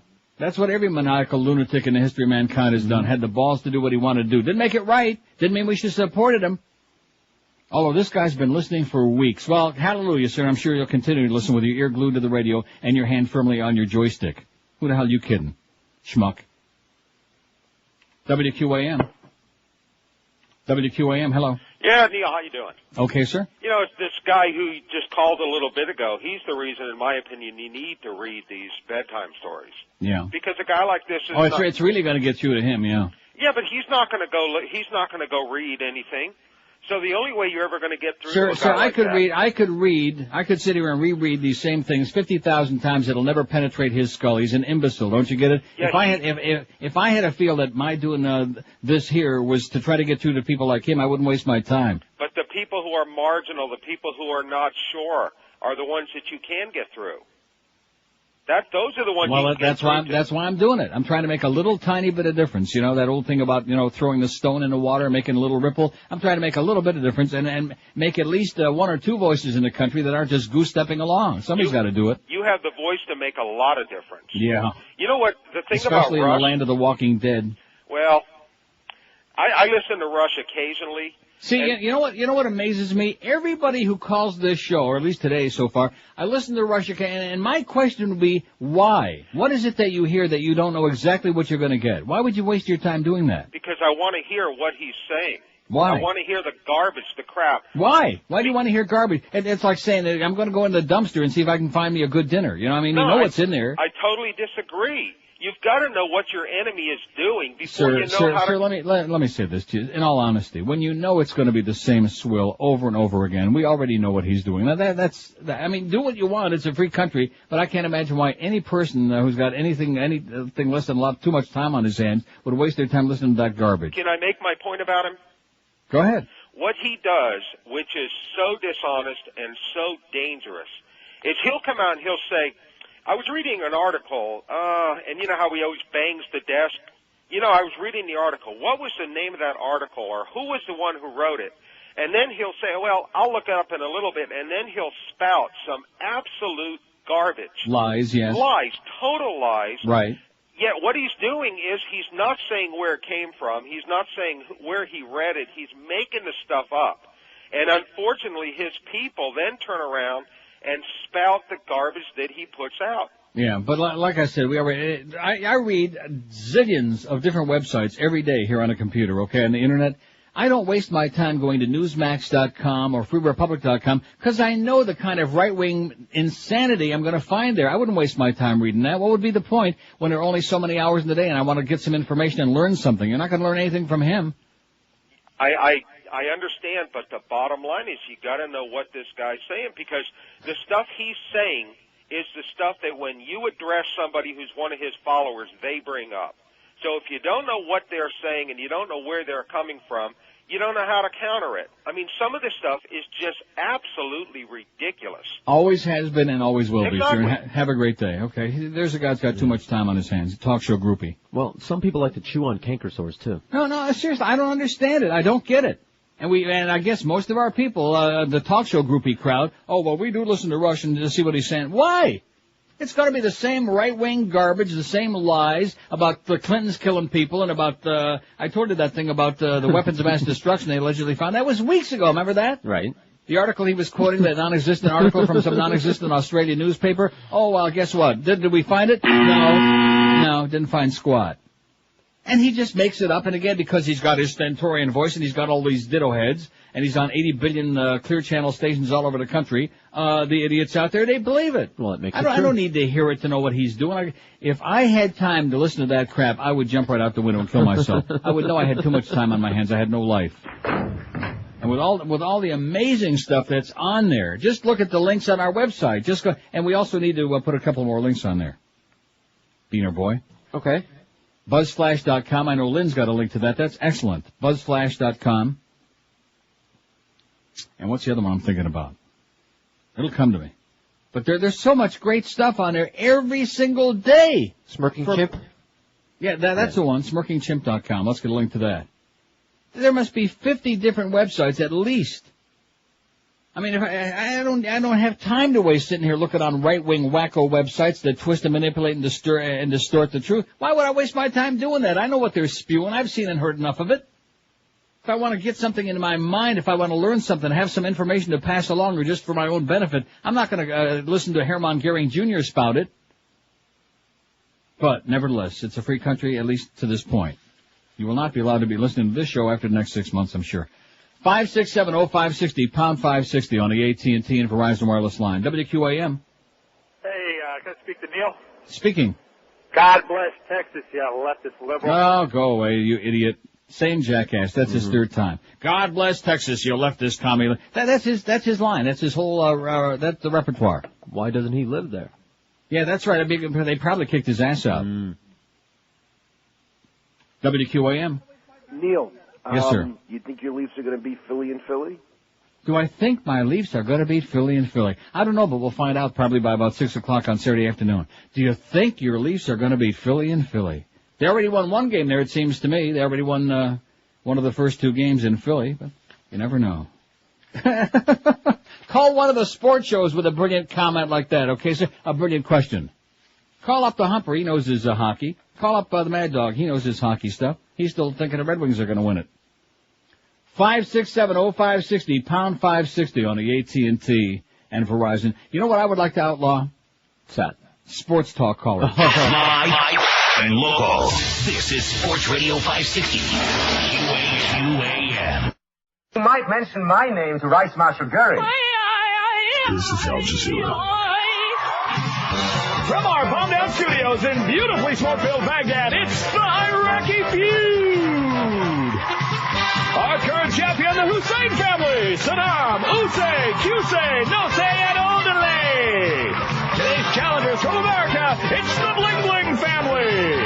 And now, your host, Crazy Salim Ahmed Abdul Yamama. Thank you to be pleased that we are here on the Iraqi feud. We put a gun to the head of 100 loyal Iraqi patriots and asked them whose picture you have most of in your home. Bling Bling family, your goat has sounded first. Oh, yeah, your family. Survey says, Hussein family, you can steal points now. All loyal Iraqis have picture of Saddam. That is correct. It is the number one answer. Most picture of Saddam. Who would ever think such a thing? Oh, what the f***? Who'd have a picture of that ugly motherfucker on their wall? You must be quiet, infidel. Those sensitive outbursts will not be tolerated here on this game. Okay, we point the same gun at same 100 loyal Iraqi patriots, and we ask them this question. Oh, shit, by decided we're out of time. We've got to go. 1044 560 WQM. So I just can't stop thinking about that guy that called 2 calls ago. Yeah. That we just absolutely have. That would be like my watching Fox News to get information to see what they're saying. I already know what they're saying. I already know what they're up to. Just like during the break, I turned on for a couple of seconds MSNBC. What are they talking about? Oh, well, there's just tons of talk today about these pictures, these new pictures of Saddam Hussein and his son, and whether they're real or not. Same as the last time we had the chubby clown out there high-fiving the little kids and running around in the middle of the crowd. This is a guy who doesn't even let people anywhere near him, much less touch him. He's almost like Howard Hughes. He's got like a fetish about washing his hands. He doesn't want anybody touching him, much less any of this crap. Tissue and boxes. He's out there shaking hands and schmoozing. There's no question it was one of his doubles. He looked about as much like him as Greg Reed looked like him. In fact, if Greg put on a mustache, although he did have a better haircut than Greg. And that's what they're talking about on MSNBC. So what's the point when you already know what you're going to get? So it's like some kind of cereal that you hate. Well, I bought another box of it to just to see what it tasted like, just to make sure my memory was correct. It tasted like crap. I don't get it. I don't get it. I'll never get it. WQAM. Neil, why'd you cut me off? What?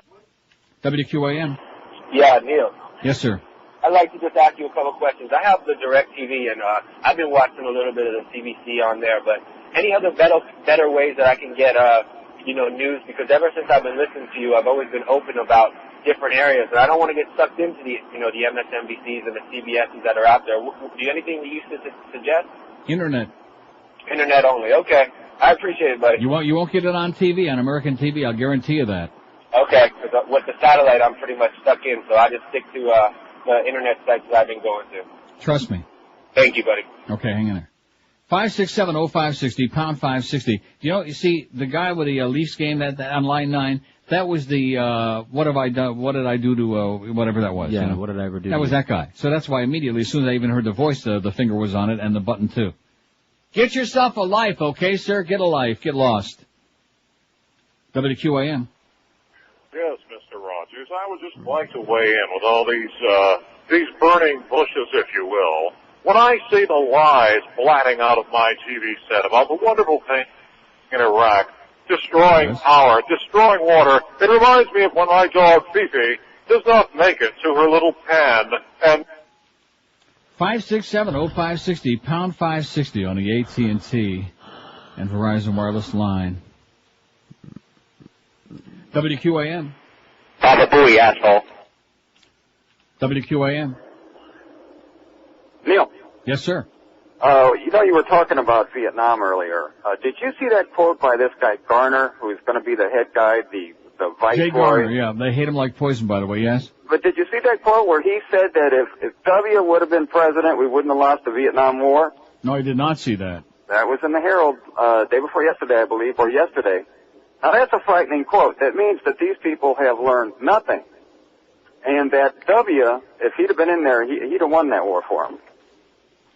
What do you expect coming from one of his disciples, okay, from one of his hand-picked right-wing disciples? What do you think he was going to say?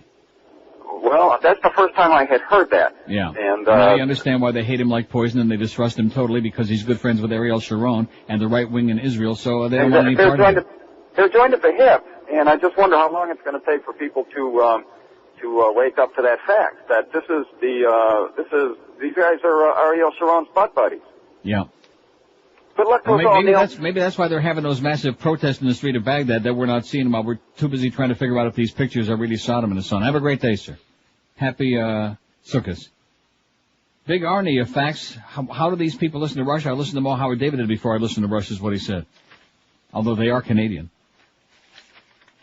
He also says, what a jerk, the guy who said Bush had balls to do what he wants. That's what Hitler did. Yeah, that's correct. That's what I said, I think, Arnie. Then here's a fax from, where's this? Palm Beach. Oh, Palm Beach Provisions. You know who that is, don't you? I do. That's the same asshole that was on there this morning, or on the promo anyway. That's the Mark the Jets fan and his good boyfriend, Richie from Boar's Head. Palm Beach Provisions. If we had cowards like you and George back in WW1, we'd all be speaking German, you commie bastards. Very cute, Mark the Jets fan and Richie from Boar's Head. Ach, du I Liebe. heard that they were eloping this weekend. Olymping. Let's see. Originally, Al Pacino was set to star as Ron Kovic with Brian De Palma attached to direct. However, the project fell through due to financial problems. 10 years later, the film was made with Tom Cruise as Ron Kovic and Oliver Stone directing. That's another thing that amazed me, that I really enjoyed that movie tremendously, is that Oliver Stone directed it. Likewise. Which goes to show that nothing's perfect. I mean, he is so grotesque, so ordinarily, but he did a good job. Give him credit. He did 2 good movies that I know of. And the other one was? Platoon. Oh, didn't see it. Oh, very good. Gritty. Although the review of Platoon was pretty lukewarm compared to the one I read in my review book about Born on the 4th of July, so I'll stick with this one. Aight.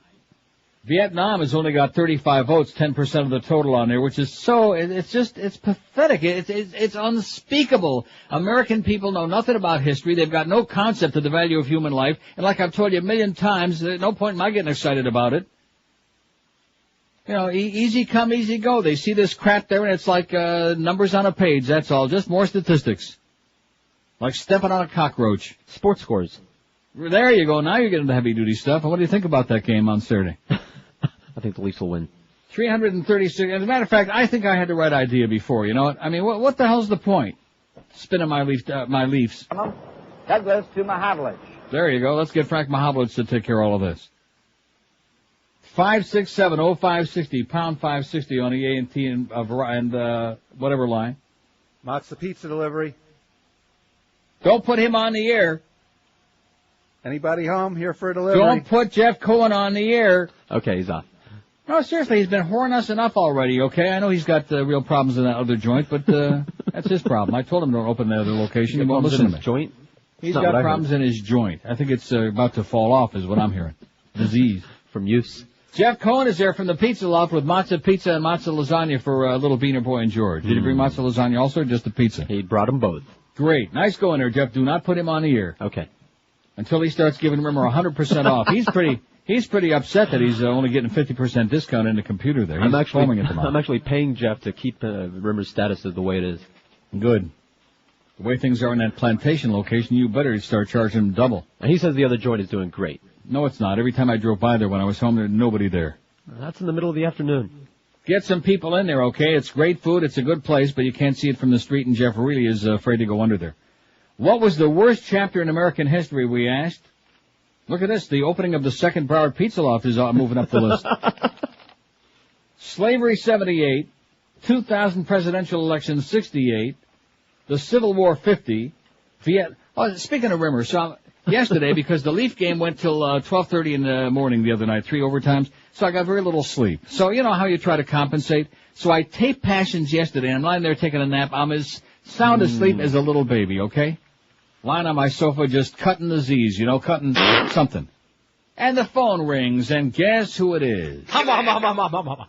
Will you leave me the hell alone already, Rimmer? I said, yeah, I am. And then 5 minutes later, the phone finally, leave me alone. You're the bane of my existence already, okay? You're a good guy, Rimmer, but in small doses. Just leave me alone. Just go away. I'll see you when you get up here. By the way, we got something special waiting for you. It's in isolation at the hospital. What was the worst chapter in American history? Slavery, 82. Rimmer's phone calls to Neil at 110. 2000 presidential elections, 70. Civil War, 50. Vietnam, 36. Slaughter of the American Indians, 32. The assassinations of the 60s, 29. The Depression, 17. The attack on Iraq, 16. Monica Gate, 12. Watergate, 4. World War II, 2. World War I, 1. World War III, 3. And World War IV, 4. The internment of Japanese Americans during WW2, 1. And Gulf War 1 has no votes. I'll tell you, I mean, we got a ton of votes on there, but you look at that and tells me we need some serious help. Yeah. Serious help. Sure wish I had some of that matzo pizza, but I don't have that here, so I had matzo ball soup yesterday in honor of Pesach. It was damn good, too. Now, did you eat the balls and the noodles? I ate the balls. WQAM. QAM, hello. God damn it, Ree. WQAM. Neil, what you doing? What am I doing? No, how you doing?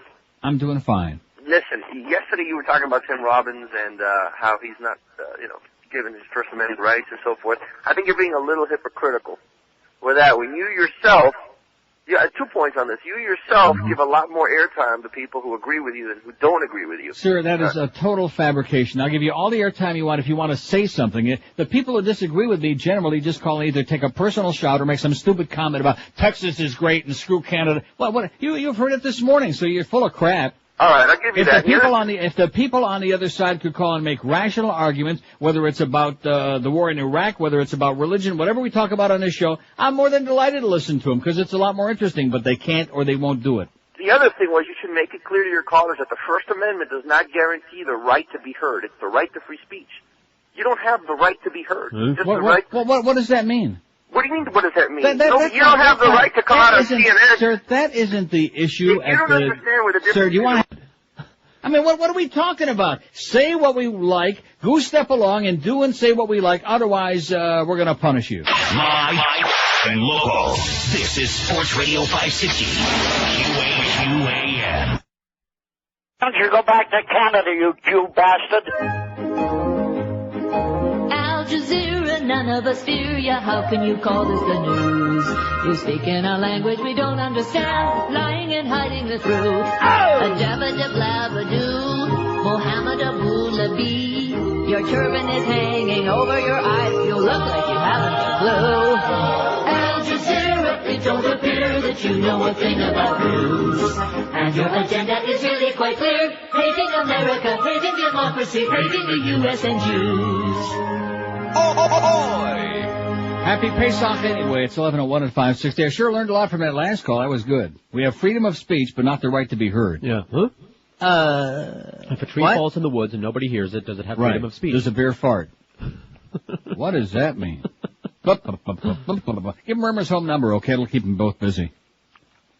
Here's a fact that says, I've come to believe the reason people listen to and believe the mass media dribble is because there's no need for prerequisite knowledge. One needs no historical perspective. One needs no sense of logic. One needs no recollection of connected events. One needs no morality. One needs no sense of compassion. One needs not have a suitable level of comprehension. It's the ultimate shortcut through life, and the Rush Limbaugh School of Broadcasting is the conduit for this mental process. And you are absolutely correct, sir. Right on it. That's right. And just look at our poll today. Even our astute audience obviously has a very serious lack of understanding of history.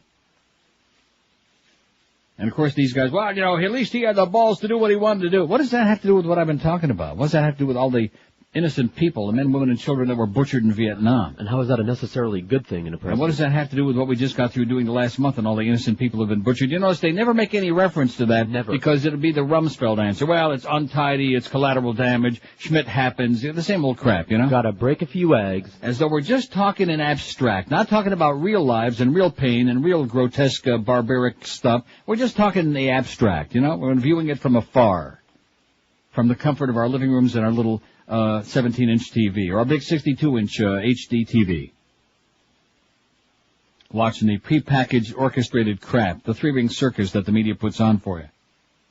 The comparisons to Wag the Dog says this facts have been overused the last few years, but this war with Iraq is exactly what the characters in the movie Wag the Dog did. They filmed exactly what we wanted to see. Of course, no one died in their war because it was fiction, and they used the so-called victims over and over again. Didn't we see pictures of the same man over and over again in different crowds in different places in our newspapers? In fact, we're seeing them on TV today. Didn't we see only the feel-good stuff? Aren't our guys the good guys all the time, no matter what? How many times are we going to see that soldier getting kissed? This is the perfect Wag the Dog. After all, we have proof. Karl Rove said to play the war card, do we need any more proof than that? When they go out to rent Born on the 4th of July, get a copy of Wag the Dog, too. Okay, there's a good. Keep you busy over the weekend. Wag your dog on the 4th of July. 5670560, pound 560 on the AT&T and Verizon wireless line.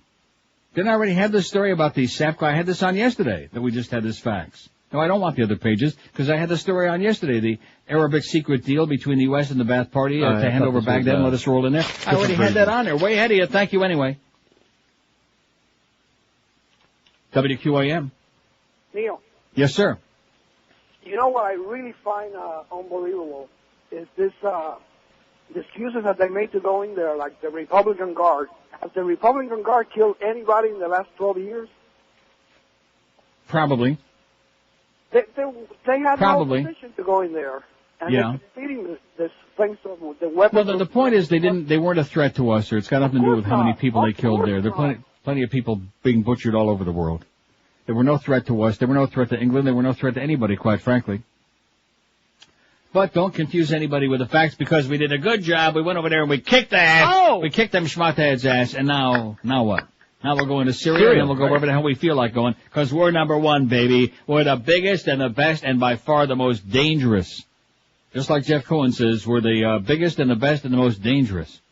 How's that matzo pizza, by the way? It's spectacular. The matzo pizza from the Masa Krista. Best ever. I don't know if you remember the first time that he made it. It was a little imperfect. Was it really?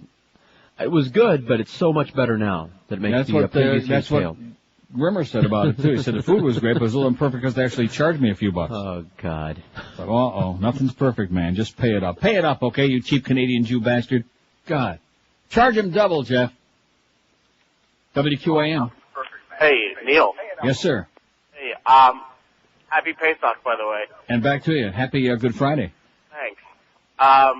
Just so I agree with your friend that called earlier that said, yeah, we all have the right to free speech, but we don't have the right to be heard. I mean, I have the right to say whatever the hell I want, but you don't have the right to put me on the phone if you don't want to.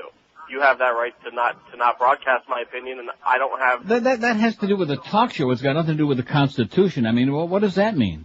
You don't have a right to be heard. Well, what does that mean?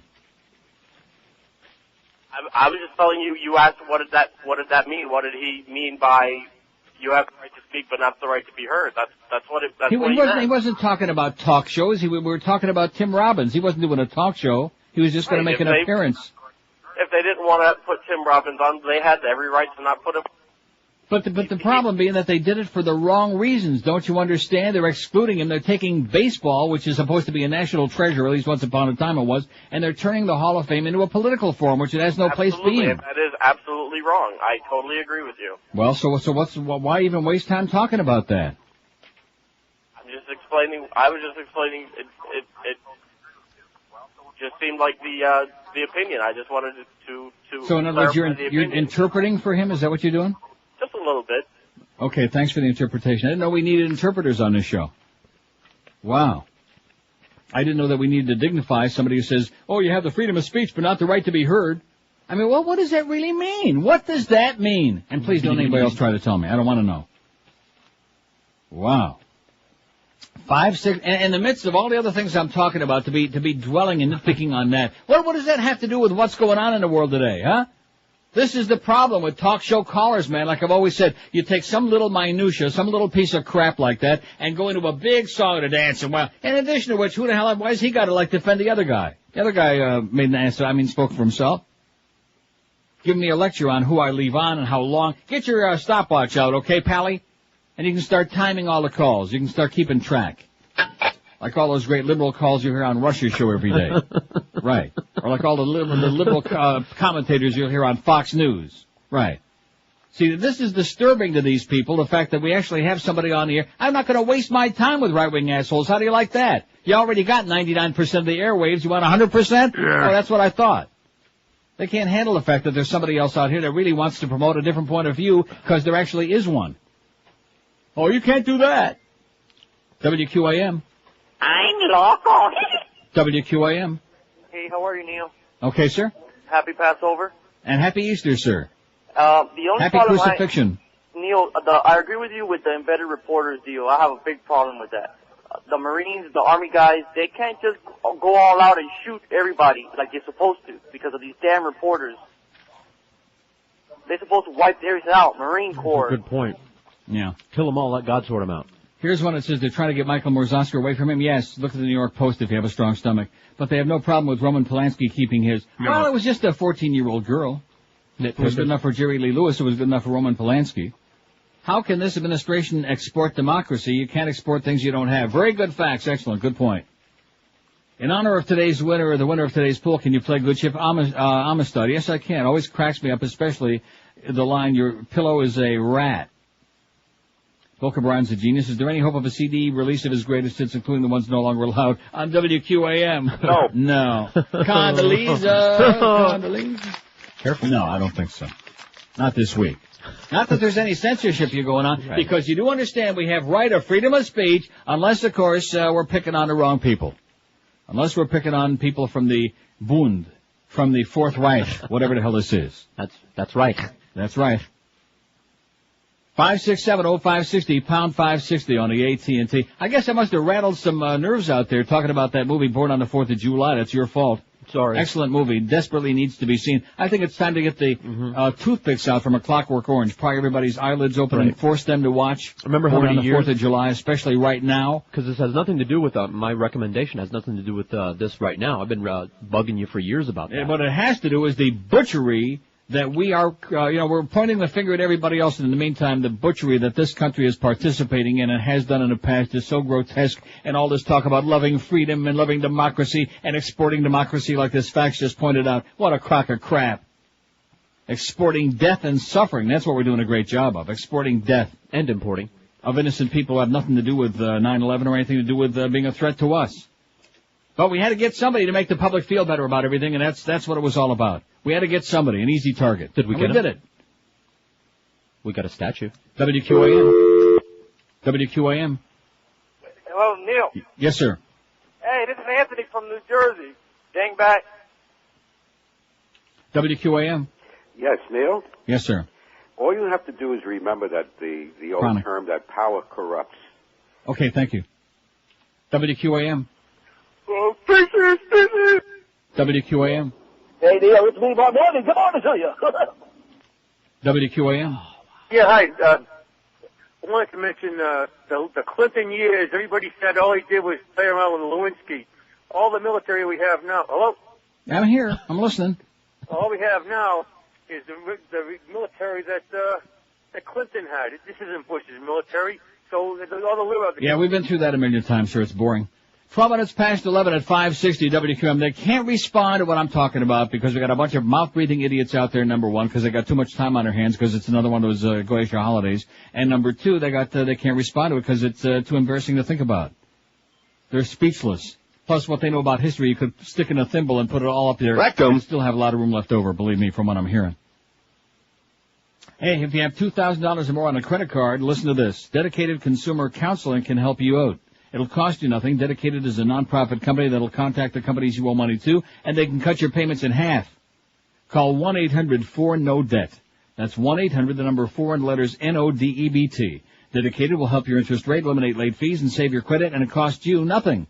The bank pays Dedicated, you pay Zippo. So if you're tired of battling credit card debt, call Dedicated at 1-800, the number 4-NO-DEBT. Call and find out how Dedicated can help you out. You got nothing to lose. If you've had it with credit card debt, high interest rates, and late fees, give Dedicated Consumer Counseling a try, and they'll handle all the details for you from there. Call Dedicated now, toll-free, 1-800-4-NO-DEBT, and please keep in mind it costs you $0. Call 1-800, the number 4-NO-DEBT, for Dedicated Consumer Counseling. Live and local. This is 560. The radio's all yours now. QAM. The Honey Junior. And we have the oil fields secured with the pipeline under construction. And you, George, you will be a hero. Now, Mark and Carl here are going to help you brush up on your swagger. That's right, Mr. President. Our consultants at the Rendon Group have assured us that arrogance and John Wayne swagger will endear us to the rest of the world. Well, what's wrong with my swagger? Oh, nothing, sir. It's just, you're going to have to do a little more than just lean on your elbow. Oh, I see. Now, if you'll just step over here, Mr. President. Mr. Rassico will operate the boombox. What do you need a boombox for? It's just for atmosphere, to set the mood. Okay, let's roll. Here,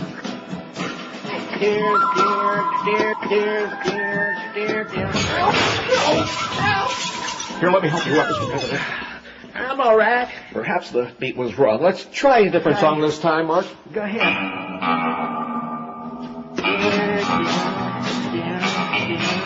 Look at me, I'm swaggering.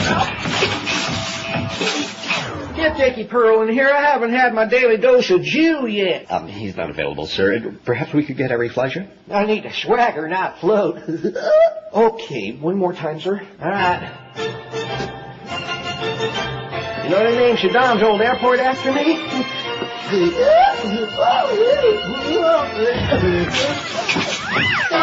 11:17 at 560 WQM. We got 416 votes on the poll. Which of these was the worst chapter in American history? Slavery, 95. 2000 presidential election is moving up on the slaves, 81. Which is kind of ironic because it was the dark folks that weren't allowed to vote in that election either, a whole bunch of them in Florida. Civil War, 52. See how this is all tying together? Yep. Vietnam, 48. Slaughter of the American Indians, 47. The assassinations of the 60s, JFK, MLK, RFK, 36. K. Attack on Iraq, 26. Depression, 20. Monica-gate, 13. Better known as Penis-gate, but don't say penis. Not in this Watergate, 4. WW2, 2. WW1, 1. Internment of Japanese Americans during World War II, 1. And Gulf War 1 has still got the big O, which I think we can understand. Here's the facts. Happy holidays. Did QM pump up the wattage or something? It's the best signal I've ever heard all the way up in Palm Beach. Keep it up. Listening loud and proud. Yada, clear as a bell in Palm Beach. How do you like that? I guess we'll have to tell him that Bob Vermouth is in town, went out and peed on the tower.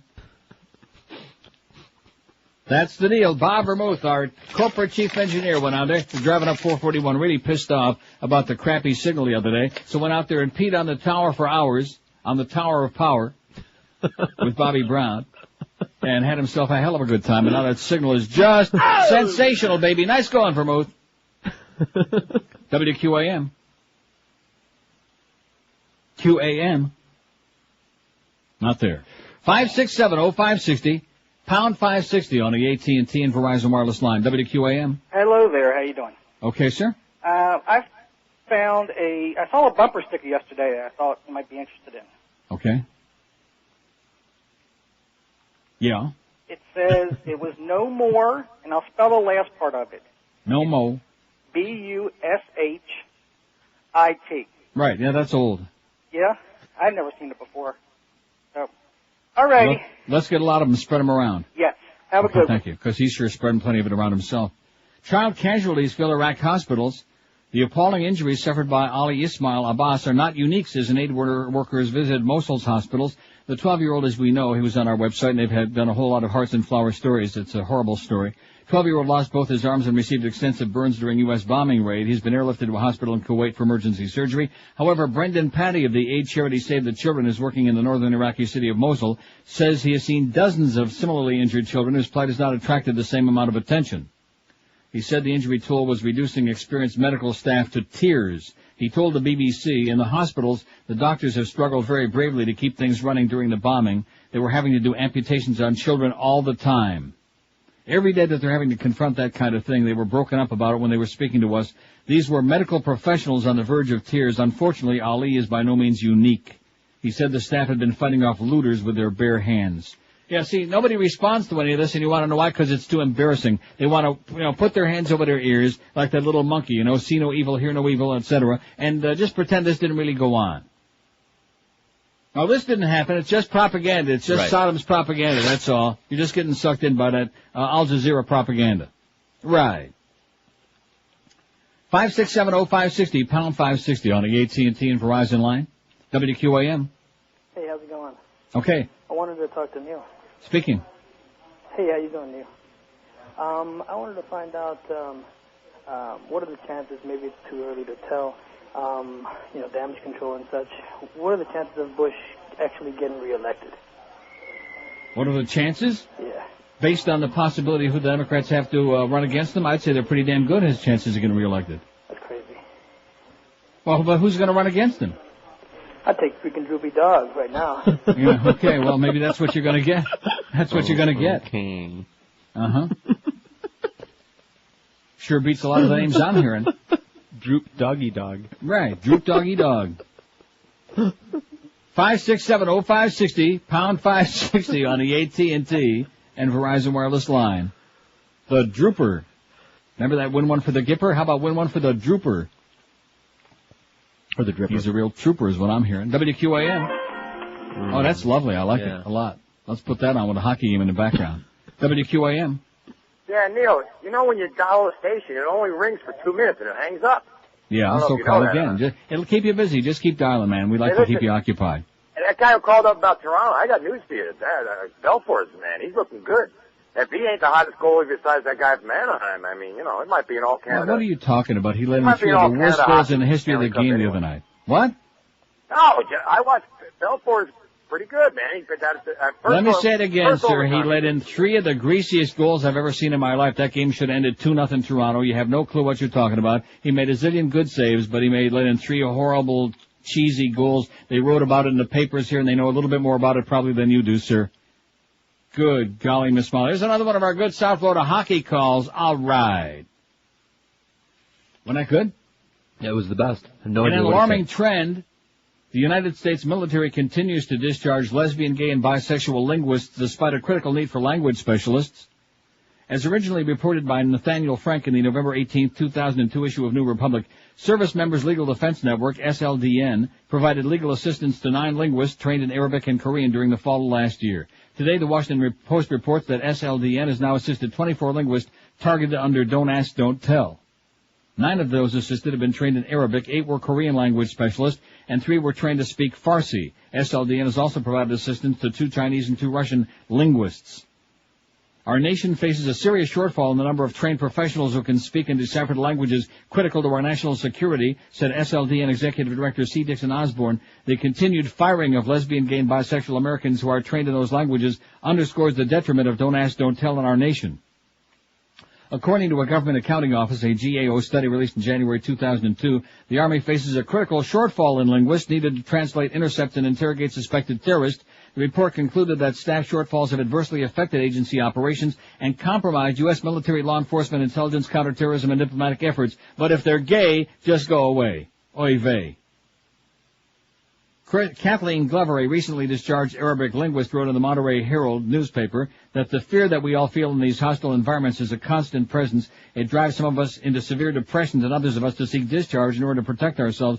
This is the only way we can ensure our safety since the upper ranks of the military refuse to do so. Senator Russ Feingold of Wisconsin recently remarked on the Senate floor that not only does the Don't Ask, Don't Tell policy waste time, money, and linguistic skill, it also initiates discrimination against those who simply want to serve their country. Representative Barney Frank of Massachusetts called the discharges a new height of stupidity, and he is absolutely correct, sir. Man. How do you like that? I don't.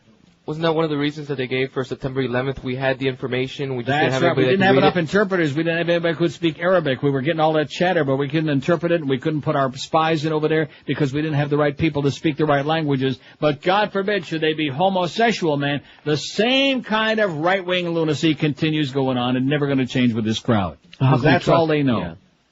That's all they know is pandering to the same narrow-minded, sick, twisted, hypocritical right-wing assholes. That's what you got. That's the crowd that stole your election, folks. And in the meantime, we got a whole bunch of Americans sitting back going like that, which that's really un-American to say that, ain't it? Yeah. Ditto, ditto. Yeah. Ditto, ditto, ditto. Dumbo, dumbo, dumbo. No, that's so un-American, Neil. No, it's not. It's just the truth. The fact that we got so many stupid, uneducated people running around, that's not un-American to talk about it. It's un-American to allow it. That's what's un-American. To sit back and allow it and to think it's a big joke. And, of course, when you're dealing with people who think that whoever wins a golf match is what's important in life, then you know what you're dealing with. You know what I'm saying? What are you saying? 26, although Rimmer's got a great deal on balls this weekend. 26 after 11 at 560 WQAM. Here's some great deals, speaking of fantastic, unbeatable deals. And, of course, they're waiting for you at Hallett Pontiac GMC from our good friends Tom Lehman, Joe Prieto, and all the gang in Hallett. 3 great Neil deals waiting on you this moment. Neil deal number 1. Get 0% financing for 60 months on every Pontiac or GMC in stock. Neil deal number 2. Get up to a $4,000 rebate on every new GMC and Pontiac in stock. That is correct. Get up to a $4,000 rebate on every new car or truck in stock. Neil deal number 3. If you're currently a GM Smart Lease or Smart Buy customer and drive a Chevy Blazer, an Olds Bravado or GMC Jimmy, buy or lease a new Pontiac or GMC and get you an extra $1,000 off the price. Stop by Hallett and test drive the all-new and powerful Pontiac Grand Prix. Hallett Pontiac GMC, they've been treating people great, and they've been making unbeatable deals for 35 years in that same spectacular location, 13401 South Dixie Highway. That's on U.S. Run right across from the Falls, open every day, 7 days a week. For more info, call the Neil Deal hotline at Hallett, 1-888-534-4211. That's 1-888, just like what the Beast probably did all week. 888-534-4211. Don't forget all Neil deals subject to credit approval. See dealer for details at Hallett Pontiac GMC, who definitely are professional grade. We're Sports Radio 560 QAM.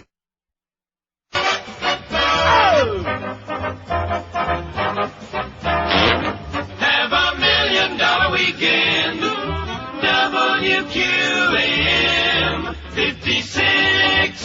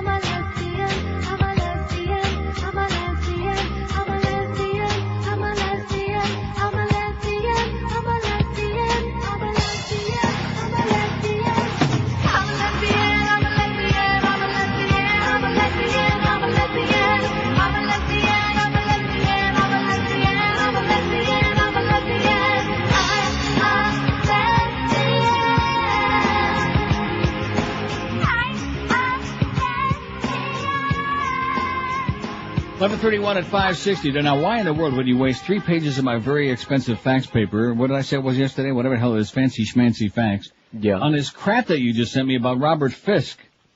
I don't know. Did I send The that? war in quotes. This is the worst piece of soil I have ever read in my life. Well, the worst piece of right-wing propaganda. Please don't do this again. Carlos, get ready for that seat next week. I'm getting it fitted. Get your ass fitted.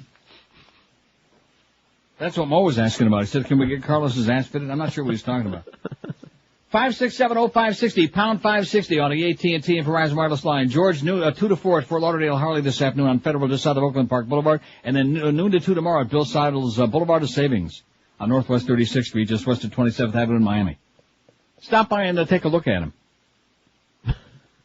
Well, I mean, I don't know what they're going to do there. What are they going to do there? They can chat.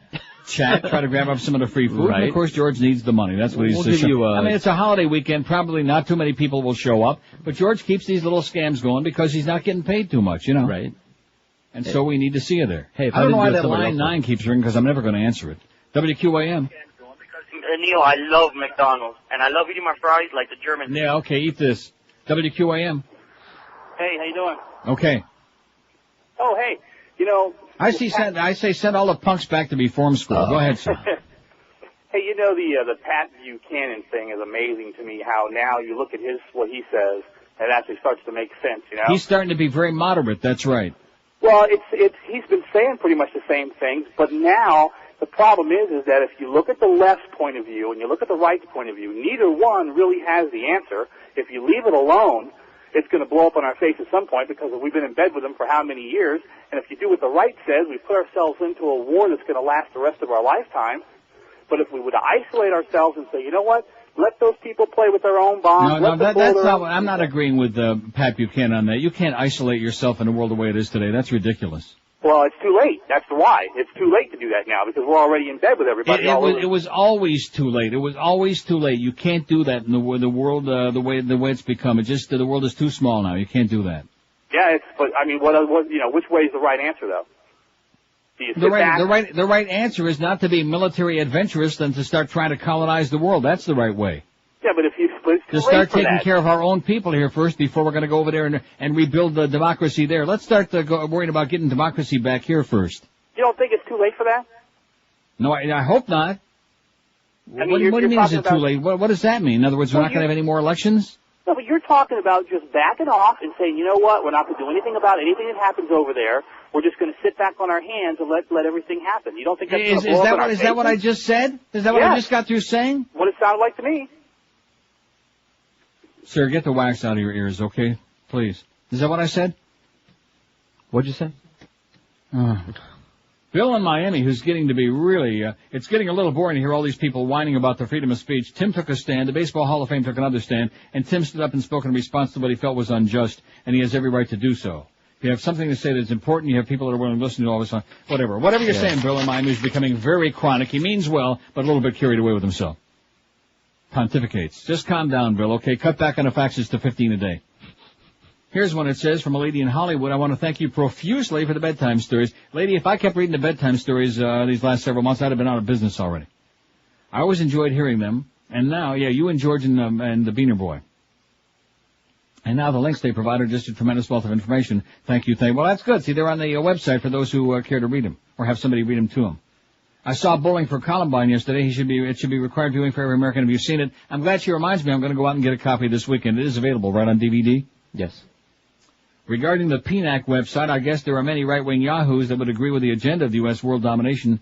I could possibly be persuaded the U.S. should take on world leadership role. However, sending in troops to maim and kill innocent people is no effing way to lead. Didn't we fight a war to prevent a certain European dictator from doing the same thing? You're correct about Vietnam, remembrance. I'm 40 years old. My brother served 4 tours. I was one of those children who asked for world peace for Christmas. If the Republicans get their way, and I can't read this next line, new generation of these children as we goose step toward perpetual aggression. P.S. Tired of holding for over 30 minutes, had to give up. Well, sorry, lady in Hollywood, but thanks for the fax, okay? See how easy it was to fax it in? Right. As opposed to hanging on waiting for me to answer the phones. We wouldn't be doing a screamless, but George has taught Carlos very, very well, and Carlos refuses to answer the phones. 567-056. Well, he don't want to talk to those people out there. And you know something? I can't blame him when you come right down to it. Who the hell does? I mean, there's a few of them. I'd say, what percent would you say have been good calls today? About 30, man. Yeah, I'd agree with that.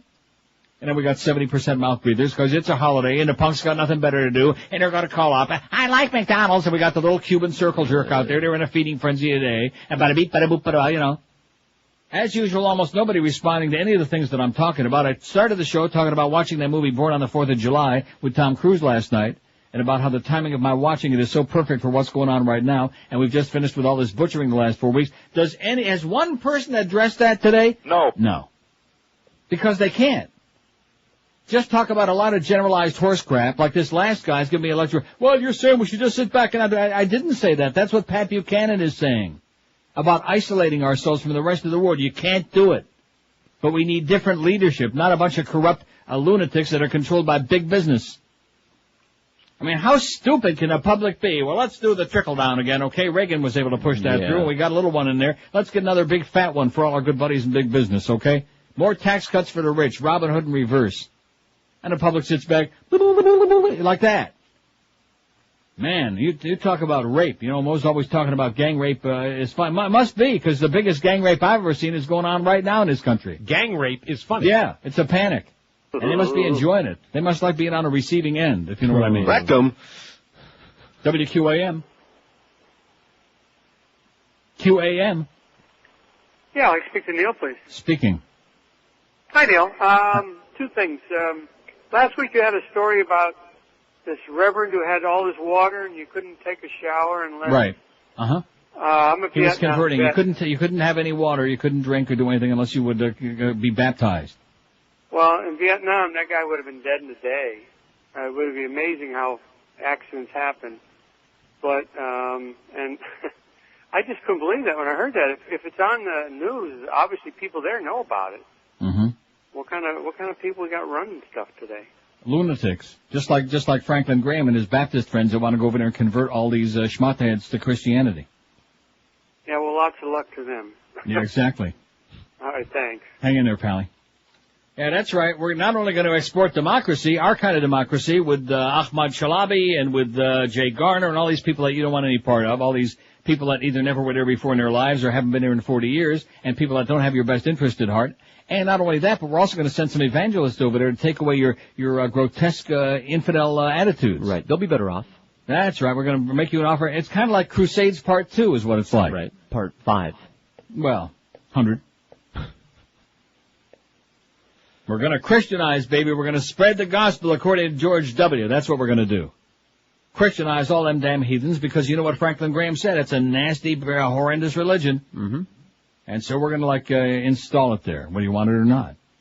And then, of course, the Catholic Church will want their peace, but then the Pope, of course, he screwed up. He had his chance. Yeah. Really screwed up. He's on the wrong side this time. He wants a peace. 5670560. Of course, it's Good Friday, so we can't criticize the Pope today, can we? Yeah. Oh, we can? That silly old man in a dress? And here all over the world today, we got these millions and millions and millions of people, all these getchkis running around going here, and all of these silly things with a cross and with the all these other ornaments and these rituals that they're going through. Because the public, this is the way the power structure of the world wants it, boys and girls. They want you to be a bunch of lemmings, a bunch of sheep. And just go in there and recite a bunch of gobbledygook that was written by a bunch of superstitious Neanderthals thousands of years ago.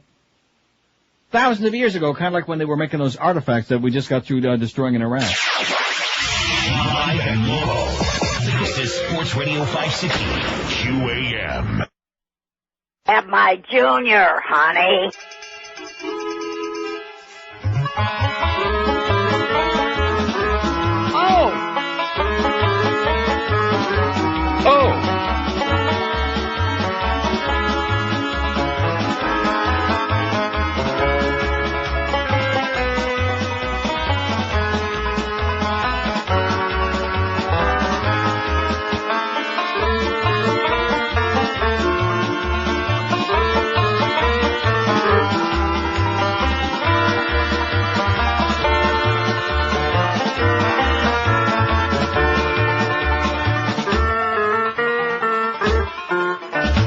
It's 11:45 at 560 WQMG. I was just going to drop something in there. I can't find. Oh, there it is. Bing! You blow their brains all over your nice Ivy League suit. So speaking of these psyops, you do understand that one of the reasons we went back from orange to yellow alert is to convey the message to the American public that, see, now that we just concluded this very quick victory over there in this wonderful restored democracy to a country that hasn't had it in a zillion years, now we feel a lot safer, see? Right. The chatter is down. And then what happens on the news last night? Now they're talking about Hezbollah again. Yeah. Yeah, now maybe Hezbollah's really going to pull some crap. Wasn't Bobby Graham, our very own beady Senator Bobby Graham, who would get my vote, by the way, in a heartbeat, wasn't he screaming about this months and months ago? Yes. While we were talking about Al-Qaeda and zeroing in on Saddam, where we know we don't have any weapons of mass destruction, Hezbollah was like, they're the chigger in the woodpile. So immediately on the heels of lowering the alert to yellow, they said, well, you know, they're big trouble. 5670560, pound 560 on the AT&T and Verizon wireless line. WQAM. Hello. Yes, sir. Hey, Neil, how are you this morning? Okay. I'm just amazed that when you do the screen list of the amount of morons that come out of the, well, pardon the expression, the closet. That's what's out there, man.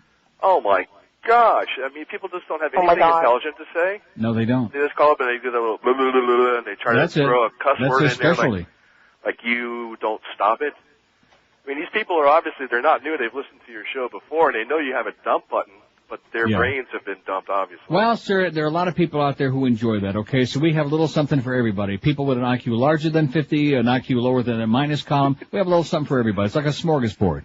It's an amazing program to listen to when you're... Yes, it is. Up here, I'm up in Fort Lauderdale. I'm just amazed at everything these days. Well, I've been doing it for 27 years in this town, so you can imagine how amazed I am. I'm real amazed. Just take a deep breath, and we all just lay down and go to sleep. There you go. Okay. Have a good weekend, Neil. Set the alarm. Okay.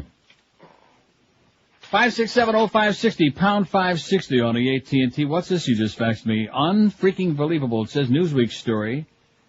Baker and Botts, the law firm defending the Saudis in lawsuit filed by victims of 9/11. The Baker and... Oh, no! Oh, no!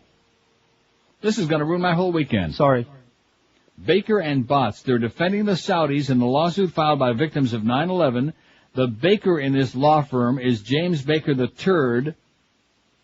You turd. Who's also the leading counsel for the Carlyle Group and was the point man for George Bush during the election 2000 recount. Remember him from Bush 1, of course, when he was talking about those damn Jews don't vote for us anyway. See. Just another piece of the 9/11 puzzle the liberal media will never touch. Liberal, of course, in quotes. Mm-hmm.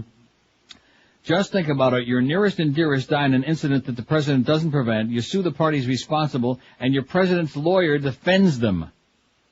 Defending the Saudis. 15 of the 19 hijackers were Saudi Arabian, and the victims of the atrocities are suing the Saudi government. And in the meantime, James Baker III and his law firm are defending the Saudis. leading counsel for the Carlyle Group, of course. The Bushes and the Bin Ladens and all these Farbison and Goyim in business together. Well, there you go. But don't confuse us with the facts, okay? We don't want to hear this stuff. Commie. Right. This un-American stuff. See, this is the reason why it was so easy for them to do it.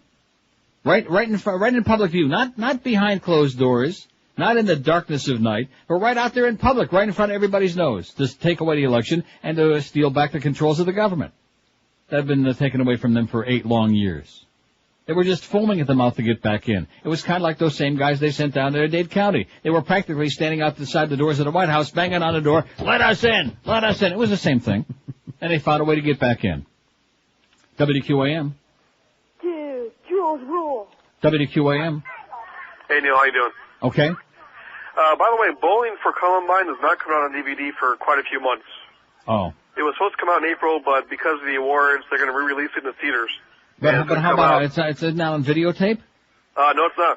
It won't be out till like late August or November or even who knows. I thought it was supposed to be this month, April something. It was supposed to, but they pulled the release or delayed the release because they're going to re-release it in the theaters because of the awards, because it won the award.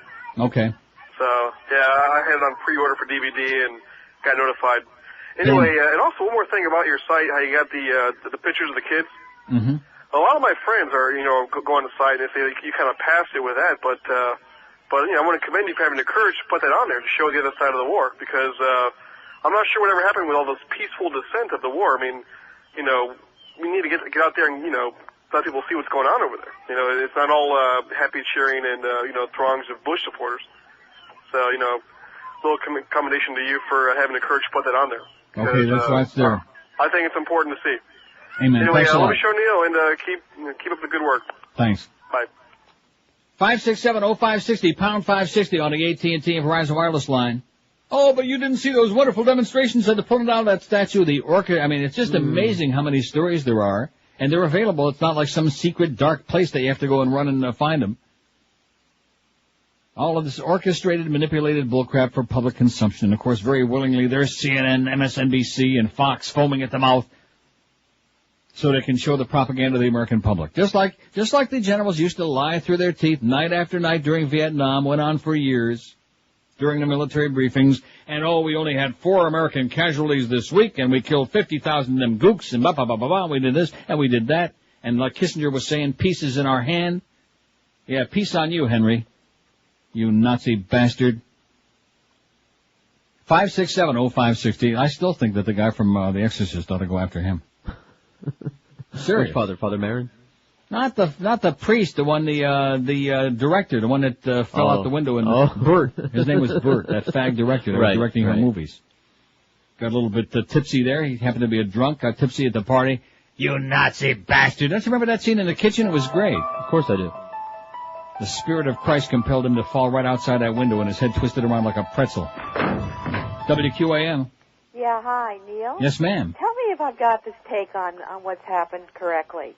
Over 500,000 people voted for Gore, but Bush got in. 500,000 more. Yes. Voted for Gore. More, yes. Even though he was a bore. More than. And now we're sore. Yes. So it says in American lore. Say, for us. Yeah. And then the 3 branches of government. And then we went to war. And I'm pretty sore about that. Mm-hmm. The 3 branches of government. Because this president is rotten to the core. And what more can we say? And James Woolsey says we're in World War IV. But anyway, I'm sorry. I'm waxing poetic. So the 3 branches of government are taken over by the Republicans. Right. So that leaves the 4th estate, the press. Right. The press is now taken over by, so that's all 4 branches of the government. Well, the electronic media anyway, because like I said at the beginning of the show, they're regulated by the FCC, and of course Michael Powell is chairman of the FCC, and they got everybody shaking in their boots, and so they're goose-stepping in line, because they want to get the right approval for buying up whatever TV stations they can, and so they don't want to offend anybody, so they're like goose-stepping right along. So that's a done deal. So the only hope, like I said, we got is the print media, which you can find on the internet. There's plenty of great information on there. But it also leaves the Democratic Party, which traditionally there's always been an opposing political party, and where are they? You tell me. That's what I don't get. In fact, I got a great column here. Howard Dean, who, as you know, is running, who's a good guy, Howard Dean. Yeah. He says, Bush, it's not just his doctrine that's wrong. I think I'm going to read that. You inspired me after the break. Okay, great. Thanks. Bye. Thanks. Howard Dean. You think he's kin to Timmy Dean? I sure like his sausages, I'll tell you that. So the matzo pizza was a success from Jeff Cohen. We had him on the air for a few seconds there, but I started getting nervous because when he comes in, man, he just like sitting down there and taking over and start telling all those pornographic stories. We just can't handle that, especially on Good Friday. That would be in very bad taste. It was so good, I ate too much. Did you really? Yeah, no. And how about Beaner Boy? Did he like it? Because he don't like anything. Nothing. I haven't tasted it yet. I ate, but he brought me something just for me. Chocolate? Yeah. What did he bring you? Veal for the heathen. Oh, try the veal. It's the best in the city. So you don't want... Oh, that's right. He wouldn't eat the matzo pizza because it's Jew food. And isn't that funny? I just mentioned Timmy Dean. God, it's just amazing how I weave all of this into one big ball of crap, you know what? I just amaze myself sometime at how full of it I am. Just like that thing about Massapequa. I was thinking that while I was watching it. In fact, in the beginning of the movie, they show you the flashback of when he was a little kid growing up in school. And it says Massapequa, Long Island. I thought I just got through talking about Massapequa on the air 2 days ago. It's all psychically connected. Oh, my God. I'll put that damn Miss Cleo to shame. Neil Psychic hotline, baby. Oh! Make some real bills every day. Talking to about 50% of these. But the guy was right. That's the way it is. That's their show, okay? And that's what they want. You know, we've tested this out for 100 years, and that's what they want. They want a little bit of serious stuff. They want some comedy bits. They want some idiots on the phone. They want, just a way to kill 4 hours. That's all. We're not going to save the world in South Florida, the land of the walking dead, where you can smell the death and the toe jam in the air. We're not. Aren't we? I thought well, if we don't do it, Randy will. She'll save the world. Come on, Randy, do it. She said next week she's going to do it. Don't be knocking the goddess, okay? She's doing her best. She's doing her little part there, okay? Now, if you can just hear that station anywhere. WQAM. Hold on. Neil. Yes, sir. A long time listener, first time caller. Okay, man. You should be the president, you know. Why you don't run for election the next election coming up? Yeah, okay. Thank you, man. Okay.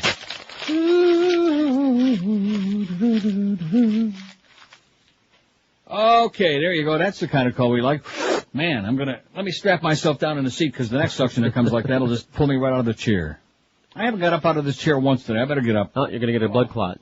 Yeah, I'm going to get a clot. Now, I don't have any live spot in this next break, do I? Because I already threw the log away. I beg your pardon? Nope. I wasn't asking you, okay? I was asking George. No. Well, no, he's been getting a little bit out of control since he's doing such a good job on the website. And I've been talking about that a lot, which is true. He's doing a phenomenal job on the website. And now he's got Eric all, depressed and his ego is wounded, more so than usual. And now he's starting to move in on George's territory. He's already getting his ass fitted for George's chair in there. Right. So It's very transparent. A transparent attempt for another bloodless coup, okay? And I guess he's been watching his recent history. Live and local. We're Sports Radio 560 QAM. I'm Frau Ileana Ross-Leitman, and I like scrubbing my smelly gorilla ass with soap made from Jews and listening to the Neil Roque Comunista Hour. Hey, Kyle! All right.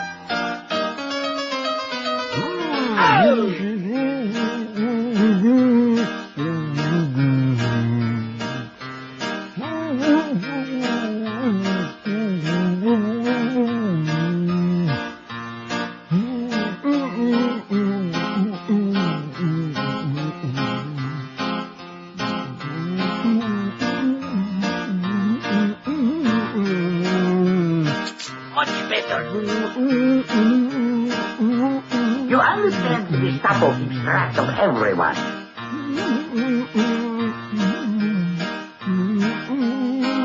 The Bush administration to be respected. Administrations to be respected. Very good.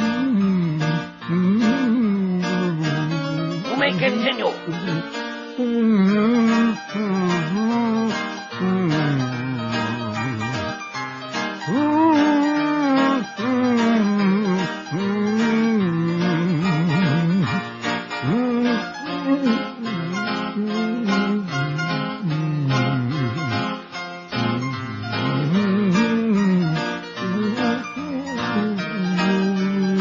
No tricks.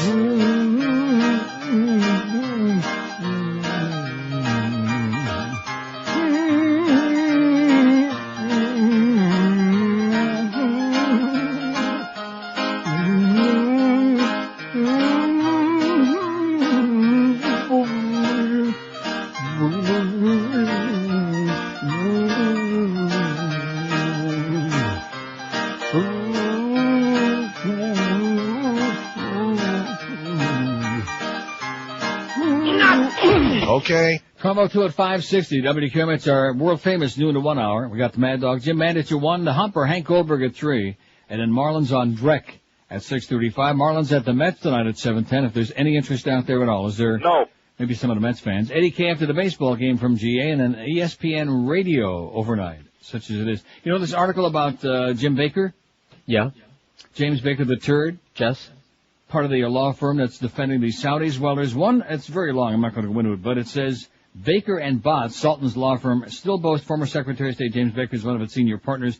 Its recent alumni include Robert Jordan, the former personal lawyer for President Bush, who's now U.S. ambassador to Saudi Arabia. Yeah. Holy cow, what a series of coincidences, you know what? Man. Anyway, Howard Dean, who's running for president from Vermont. He's not running for president of the whole U.S., just from Vermont. No, seriously, he's a good guy. He writes, Bush, it's not just his doctrine that's wrong. He says, after reading a recent article that called into question my opposition to the Bush doctrine of preemptive war, I wanted to state my position clearly to set the record straight. I appreciate the editors of Common Dreams that give me this opportunity.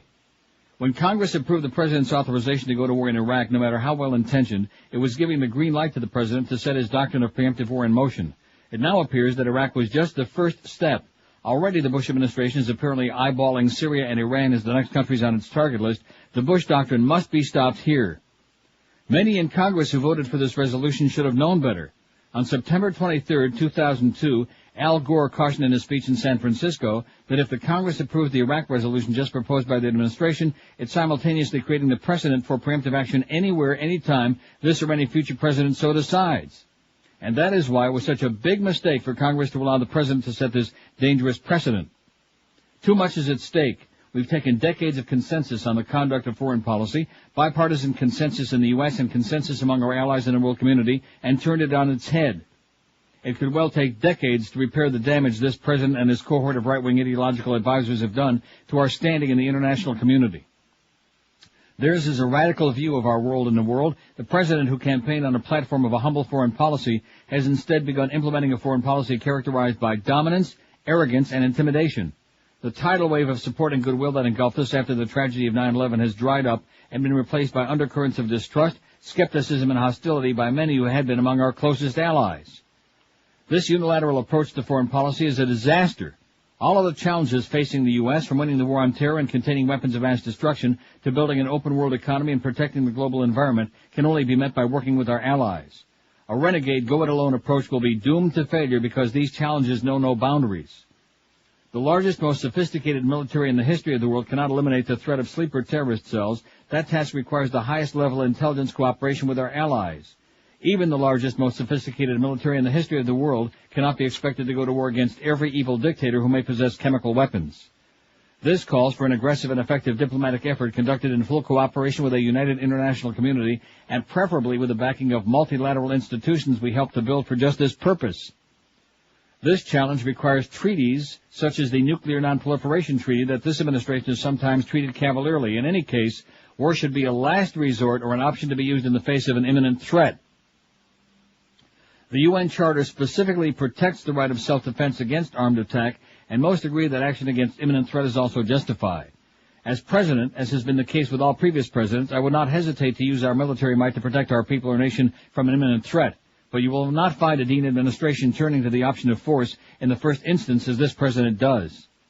The immediate task at hand of the next president will be to begin rebuilding our relationships with our allies so we can work in concert tackling these challenges. The next president will need to undo the work of this band of radicals currently controlling our foreign policy, who view the Middle East as a laboratory for their experiments in democracy building, where no such traditions exist. Their approach will drastically change the view that the world has had of the U.S. Our nation should be viewed as a moral and just power, a power that seeks to do good, one that's led by example and with a spirit of generosity, and one that works with the world community in advancing the ideals of human dignity and rule of law across the globe. The people of this country must understand that this administration is a far different concept of the role of America in the world.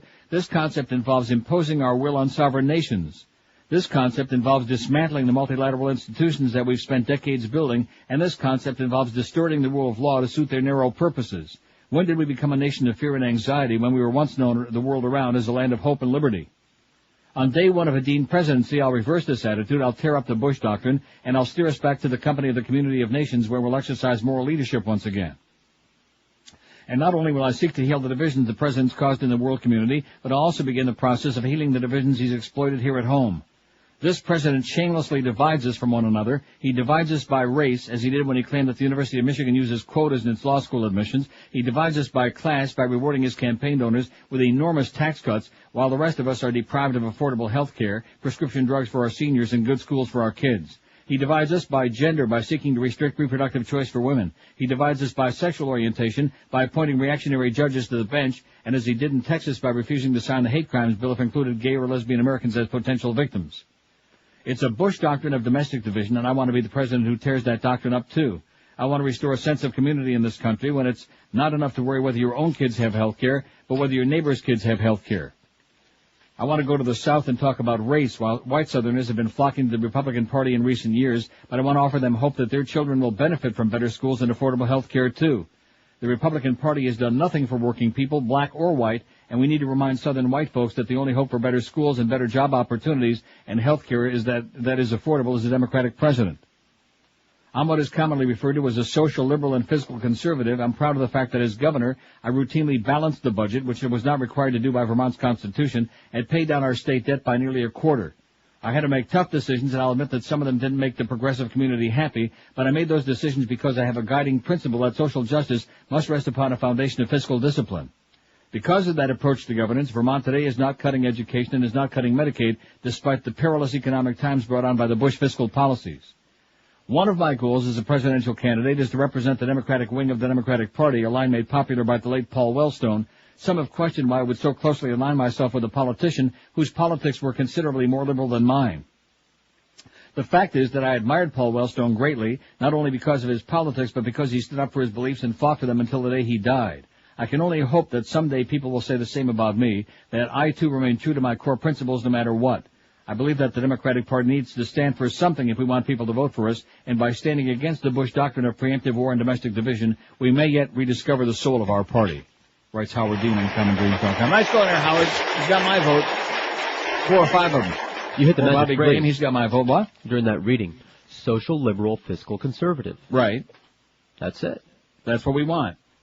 As opposed to right-wing fanatic lunatic, which is what we got. Hey! Speaking of fanatic lunatic. Yes? The beast just waddled through the door. Psychic powers again. I lost 1.9 pounds since Monday. 190.5 on my scale. What do you got, Fatso? You tub. He's going through the procedure.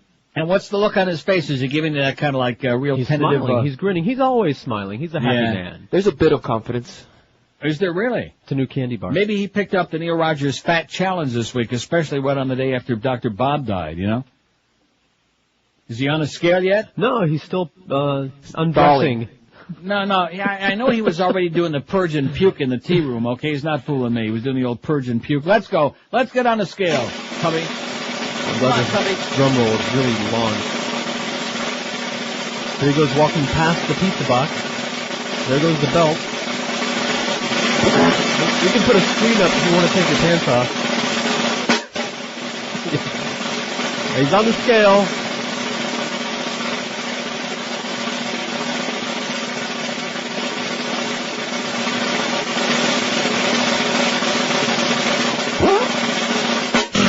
And 2 pounds.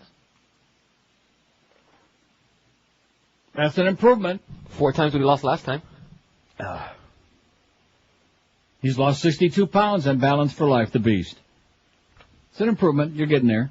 I'm waiting for my matzah in my black sack. You're so full of crap. Put away the matzah. The matzah's all carbohydrates, okay? All carbs. But it's Pesach. You know something? You got more goddamn excuses than Fat Boy. That's what you got. No more excuses, okay? Can't eat the leavened bread. It's Pesach. No more excuses. You can't eat any bread. You can eat the bitter herbs. Yeah, we got some bitter herbs for you. They're going to come over and beat the crap out if you don't get with it, you fat tub. We're trying to save your life in spite of your hurricane allegiance, okay? Can he eat the gefilte fish jelly? In spite of the fact that Mo had to fire your ass off that morning show because you were so goddamn unprofessional. Oh, by the way, I'd like to ask this question. We do have that promotion coming up about the hot couples again. We're going to do that again in May. Yes. Now, is anybody working on that? I saw that memo from Miguel the other day, but it didn't smell too good. I mean, what's the story? Are we working on a way we're going to do this, or? Okay. I realize it's only April 18, but I'm just worried about how it's going to appear on the website, when it's going to happen. It will appear and it will happen. I was thinking Monday to put something up so people can start getting accommodated and start getting their pictures ready. Very good. It'll be the same kind of a thing, send your pictures to contest at neilrogers.com, that sort of thing. Okay, now don't let me forget, after the break, we got to do the OJ story. I might just do a whole lot of bedtime stories because I got all my tabloids here. And I think we already pressed the callers to their limit today. We had a few good ones in there. Huh? About 30, man. Yeah, about 30 bad ones and about 5 good ones. That's okay. It was all right. It was our kind of a day, okay? A little bit, like I said, the smorgasbord on your radio, a little bit of everything, as opposed to that right-wing fanaticism. Are you sure? That you hear so much of, like 99% of the time, including from people you never would have expected it from, people who sold out. I don't want to mention no names. People have totally sold out. Yeah, but wait a second. Forget about it. Too late. 12:13 at 560 WQM. You ever thought about getting you a wireless phone? Absolutely. Everybody does. You know how valuable it is to keep in touch with your business associates during the day, as well as being connected with your family all the time. Well, don't postpone it another minute. Get it done today. Just make one easy call to Wireless City, your T-Mobile authorized dealer. Call them toll-free, 1-888-222-8080. And Wireless City will deliver today, right to your home or your business, a new wireless phone ready for you to use. Wireless City, a T-Mobile authorized dealer, can offer you service plans perfect for you, like their new $39.99 plan with 600 whenever minutes and unlimited weekends. Call Wireless City right this moment while you're thinking about it. 1-888-221-8080. Call today and get yourself the new small-size Nokia 3390 with vibrating call alert and hands-free. Just call 1-888-221-8080. Service agreement required. See printed materials or authorized representative at Wireless City for limited and complete details. Wireless City, your T-Mobile authorized dealer. Call them today, 1-888, like the Beast did all week long, 888-221-8080. Live and local. This is Sports Radio 560. QAQAM. Friday, you bastard.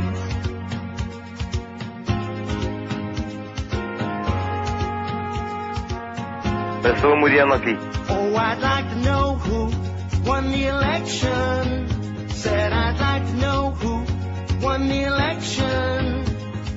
Count the vote, baby, count the vote over, count the vote, baby, count the vote over, count the vote. Are you? Ever since this presidential race began, I've often wondered who was going to win. Some Palm Beach people went to do their voting chore. So count up all the ballots and find out who's gotten more. Those old folks seem to have one thing in common. Looks like lots of them just gave their votes to Patrick Buchanan. So I'd like to know who won the election. Yes, I'd like to know who won the election. Count the vote, baby, count the vote over, count the vote, baby, count the vote over, count the vote. The final tabulation started coming in. Then I saw a news flash on Channel 10. Some angry people all together in a bunch. They said they were confused and didn't know which hole to punch. Those old folks seem to have one thing in common. Looks like lots of them just gave their votes to Patrick Buchanan. So I'd like to know who won the election. Said I'd like to know who won the election. Oh, I'd like to know who won the election. Yes, I'd like to know who won the election. Count the vote, baby, count the vote over, count the vote, baby, count the vote over, count the vote, how many for Bush, count the vote, how many for Gore, count the vote, how many for Bush, count the vote, are there any more, count the vote, they messed up the ballot, count the vote, they messed up the ballot, count the vote. 12:21 at 560 WQM. Here's a suggested poll. Yeah, there's most amusing protest signs. Drop Bush, not bombs. Who would have thought W stood for war? Now, this is kind of cute. I'll save it. There are 65 in all. I'll hold on to the others. Really? Yeah. Woo! Summer Like fun. I said, we can use that all next week. Sounds good to me. O.J. Shocker, this is in the National Enquirer, so there's a pretty good chance some of it might be true. O.J. Shocker, I want Sydney to disappear. How do you like that? Poor Sydney. What? Poor Sydney. There's a picture of Sydney, who, by the way, looks pretty good in that picture. Yeah. O.J. Simpson stunned bar patrons in Miami as he complained bitterly about his 17-year-old daughter and then made what some witnesses took as a thinly veiled threat on her life, the Enquirers learned exclusively. 2 eyewitnesses described the shocking scene where they saw O.J. also admitted that he's beaten Sydney and while trying to get patrons to do drugs with him confessed that he'd stalked his girlfriend Christy Prody the same way he'd stalked ex-wife Nicole. But the most stunning part of O.J.'s outburst was when he said, I wish Sydney would disappear just like her mother did. Oh, my God.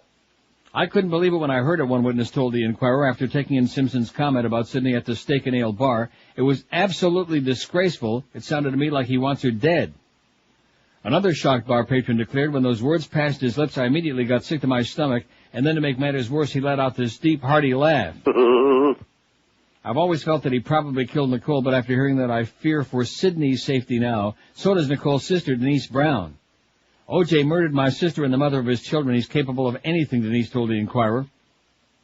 When I heard those words about Sydney disappearing like her mother, it sent chills down my spine. I just hope and pray he doesn't do the same thing to her that he did to my sister. He could snap again. I wouldn't put anything past him. I'm concerned about Sydney all the time, but she knows we're always there for her. And when she turns 18 and can legally move away from her father, she knows she always has an open door in our home. But a friend defends Simpson, maintaining that when he says he wishes Sydney would disappear like Nicole, he doesn't necessarily have murderous intent, but rather he's looking forward to the day Sydney leaves home as Nicole did following their marriage breakup. Maybe he just wants Sydney to get out of the house and stop driving him nuts. It's still not a very nice thing to say about your daughter, the friend said. Simpson revealed his sick plot to make Sydney disappear at the end of a tirade he launched about his teenage daughter. He was sitting at the bar at a Steak and Ale restaurant near his house in Kendall, said the eyewitness, who along with the other patron asked that their names not be published for fear Simpson could target them for revenge. He was downing one drink after another and complained bitterly about Sydney. He said they're constantly fighting, can hardly control her anymore. He called Sydney a real nasty bitch and my burden. He said he hates her. He also admitted that he's hit her more than once. O.J. banged his fist on the bar and told me the only way I know how to deal with her is to yell and scream at her. I don't know any other way to exert any type of control over her. I just can't handle her. She wants to move out the day she turns 18. Trust me, when that day comes, I'll hold the door wide open. Simpson said the pair recently had a vicious fight. O.J. said she started yelling at him and said, stay the F out of my life. Throughout his drinking session, Simpson tried to find somebody to smoke marijuana with him, the eyewitness revealed. O.J. spent most of the night looking for somebody to party with. He asked several people if they wanted to go burn a joint in his truck. He asked me too, but I don't do drugs, said this, whoever. The other bar patron, a woman, told the Enquirer, O.J. asked me if I wanted to smoke some marijuana with him. I politely turned him down. When contacted by the Enquirer to comment on our story, Simpson insisted that Sydney is like any other girl her age. She's just fine, Simpson said. He denied threatening Sydney. But in the bar, O.J. did admit stalking his girlfriend, Christy Prody. He said he's been having problems with Christy, the eyewitness disclosed. He said, I was once crazy for her, but she's full of problems. When I asked him what kind of problems he meant, he said, cocaine. She does way too much cocaine. He then said that more than once she's disappeared for days at a time. Eventually, he said, he'd have to go find her, and he always knew where to go. He always found her at a particular drug dealer's house. She'd be there for days doing cocaine nonstop, he said. Then O.J. said something shocking that reminded the eyewitness of the night Nicole and Ron Goldman were murdered, the eyewitness said. He turned to me and said, you know what I'd have to do to get her out of that druggie's house? I'd have to sneak onto his property so nobody could see me, then slick around the backyard till I could make my way up to the house and get her. I've hidden in that fool's yard more times than I can remember. When he said that, all I could think of was how they accused him of sneaking around Nicole's property before the killings and peeping through the windows, peeping through the keyhole. To hear him talk about doing practically the same thing to his girlfriend was chilling, says this story in the April 29th National Enquirer. Oh! Jay, how do you like that? Chilling. It is chilling. To be talking about is chilling that way. 26 past noon at 560 WQM. Mad Dog coming at 1. The Panthers and the Heat, forget about them for this season. College basketball, finito. The Marlins off to a very rocky start, and the Dolphins won't get started for another 3 months in spite of that draft next week. But wait, there's still some live action going on where you can be a winner and have a great time. Pompano Park Harness Track is open for live harness racing 4 nights a week.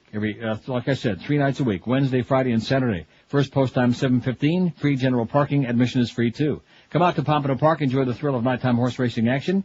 And of course, every Wednesday at Pompano Park is Dollar Night, free draft beer, free hot dogs, sodas, and lots more. And you got 7 days a week simulcasting at Pompano Park starting at noon with thoroughbred highline harness racing from all across North America.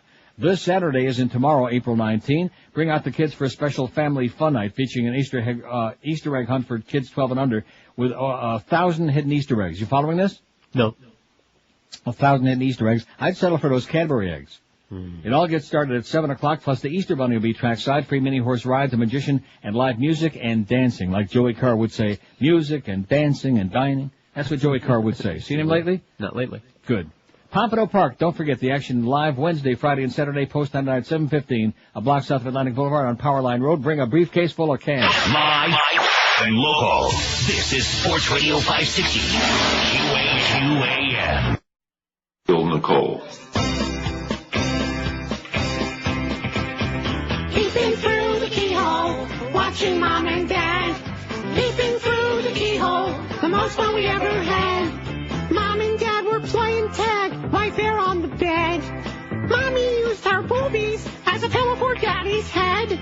Mommy's head was bobbing, she almost got whiplash. I don't know what she was drinking, but she's got a milk mustache. Peeping through the keyhole, ain't sure what I see, but I sure do like it more than anything on TV. Mom and Dad were hooked together like my Lincoln logs. Last time I saw something like that, Mom was yelling at the dog. Dad was breathing heavy. Mom was on her knees. He must have had a boo-boo 'cause she kissed him where he pees. Peeping through the keyhole, watching Mom and Dad. Peeping through the keyhole, the most fun we ever had. Well, we watched a little longer, and I started to get sick. If Daddy's name is Elmer, why Mom asked for Dick? Daddy groaned and his eyes rolled back. Mommy wanted more. She climbed back on top of him, but all he did was snore. Peeping through the keyhole as the minutes pass. I can't wait to try this out on some girl in my class. Well, I can't wait to try this out on some girl in my class. 12:32 at 560 WQAM. Ryan Seacrest, I'm not gay, he says. This is in the one of these rags. What is it? Which one? The Globe, I believe. Anyway, who cares which one it's in? He says, I'm not gay, but Brad Pitt and Tom Cruise are hotties. You're gay. American Idol pretty boy host Ryan Seacrest says he's not gay, but he still thinks Brad Pitt and Tom Cruise are a couple of hotties. Many guys won't say it, but I'll just say it. Look at him. That guy's absolutely beautiful. You're gay. 28-year-old Ryan said in a Frank interview, revealing he's never been in love with a woman and can understand why he seems to turn them off. He's never been in love with a woman. He thinks Brad Pitt and Tom Cruise are beautiful, but he's not gay. You're gay. Look, if I see Brad Pitt or Tom Cruise walking down the street in my head as a man, I can look at them and say, that guy's good looking, he says. By saying those things, people think I'm gay, but I'm not. Trust me, if I were gay, I'd be getting more action than I'm getting now. As for admitting he's never been in love, despite having dated such beauties as Playboy playmate Brandy Roderick, Ryan explained, I think it has to do with my idiosyncrasies turning women off. Look, a lot of women would be turned off hearing me say how hot I think Brad Pitt is, you know what I mean? So it probably doesn't help my cause. Yeah, if he'd quit saying it over and over again. You're gay. Yeah, it's kind of like a message. Just not getting the right message across. Oh, God. Speaking of weird people, somebody we despise, Dr. Phil's teen sex shame. This also in the Globe. TV shrink hits below the belt to boost ratings. He's exploiting kids, and there's no excuse for that. Dr. Phil McGraw is so greedy for ratings that he's turned his TV talk show into a cultural cesspool that has exploited the sexuality of young girls, say sources. All right. I think George is going to start watching. I'm telling you. Oprah Winfrey's spin-off Prodigy recently featured anguished moms and their trampy daughters on a syndicated show. One girl was just 11 years old, the other 13, and leering camera angles shamelessly focused on their scantily clad buttocks and crotch areas as they cavorted around. How do you like that? Like I said, bring it up. Many Dr. Phil staffers consider that hour to be the lowest kind of freak show, and we're hoping that the series won't become more like Jerry Springer reveals a show insider. I don't think Oprah would approve. She's always taken a higher road and would probably be shocked to learn how tawdry we've become. Good Lottie, how tawdry. On the show, 13-year-old Ashley's mom complained that her daughter had trampy taste and dressed like a whore and admitted to calling the girl a bitch and a slut. During the interview, the camera showed Ashley checking out her figure in a mirror, zeroing in on her butt and crotch. They also pictured her thong underwear with a dollar sign on the crotch and pockets for condoms. George is checking the TV guide to see what time this one's on. No. 13. There you are. Sorry. Later, There you are. No. Camera crew followed mom and daughter on a shopping spree, peeking into a dressing room to reveal Ashley trying on a pair of sexy lace-up panties. Oh, she's 13 years old. That's exactly. Once again, the camera brazenly zoomed in on the girl. In another segment, 11-year-old Victoria rolled up the legs of her boxer shorts and turned down the waistband to reveal her hot pink thong underwear, which had her mother Sally seeing red. The camera lingered on a close-up of the young girl's behind. This was double exploitation, child rights advocate Eileen King tells the Globe. They exploited the children on the air, and they did more damage by adding sexual innuendos and sneaky camera angles to make them look even more sexually provocative. King, regional director of the Washington, D.C.-based Justice for Children, pegs the 52-year-old TV shrink as a hypocrite. Dr. Phil says he's trying to expose the problem and protect these kids when, in fact, he's exploiting them, she blasts. These are prepubescent children whose private parts are being exploited by his camera crews, and there's no excuse for that. Another expert says Dr. Phil may boost ratings, but at the girl's expense. Shame on Dr. Phil for falling for the ratings game rule that sex sells, said Dr. Lois Muller, a psychologist who specializes in adolescent behavior. Once these youngsters go back to school, they'll attract attention, and while the boys will be after them for sex, their female friends will resent them for their newfound stardom. Eventually, they'll have no friends, and their self-respect will tumble even farther. Muller adds that troubles at school may turn out to be the least of the girls' problems. I really fear for them because once they've been exposed on national TV, it's almost impossible to regain any semblance of a normal life, she says. Muller also says that Dr. Phil missed a golden opportunity to do some good. What the girls needed to hear was how true love is distinguished from sex, she says. They didn't need to be exploited like underage girls in a porno flick. How do you like that? All right. Man. Beaner Boy's waiting to get home to see Dr. Phil. What channel? Snoop Dogg. Snoop Doggy Dogg's raunchy video could cost him his life. Fury over topless teens eyed in shooting attack on the rapper. Snoop Dogg may have been the target of a drive-by shooting carried out by an angry father or boyfriend of one of the teens exploited in the hip-hop star's sordid new Girls Gone Wild video, friends say. The 31-year-old rapper was uninjured when a passenger in a dark-colored sedan recently peppered his convoy with semi-automatic handgun fire as it traveled under an L.A. freeway. Bullets struck 3 of the rapper's cars and wounded one of his 8 armed bodyguards. 3 of hip-hop's biggest stars, Tupac Shakur, Notorious B.I.G., and Run DMC's Jam Master Jay, have been murdered in the past.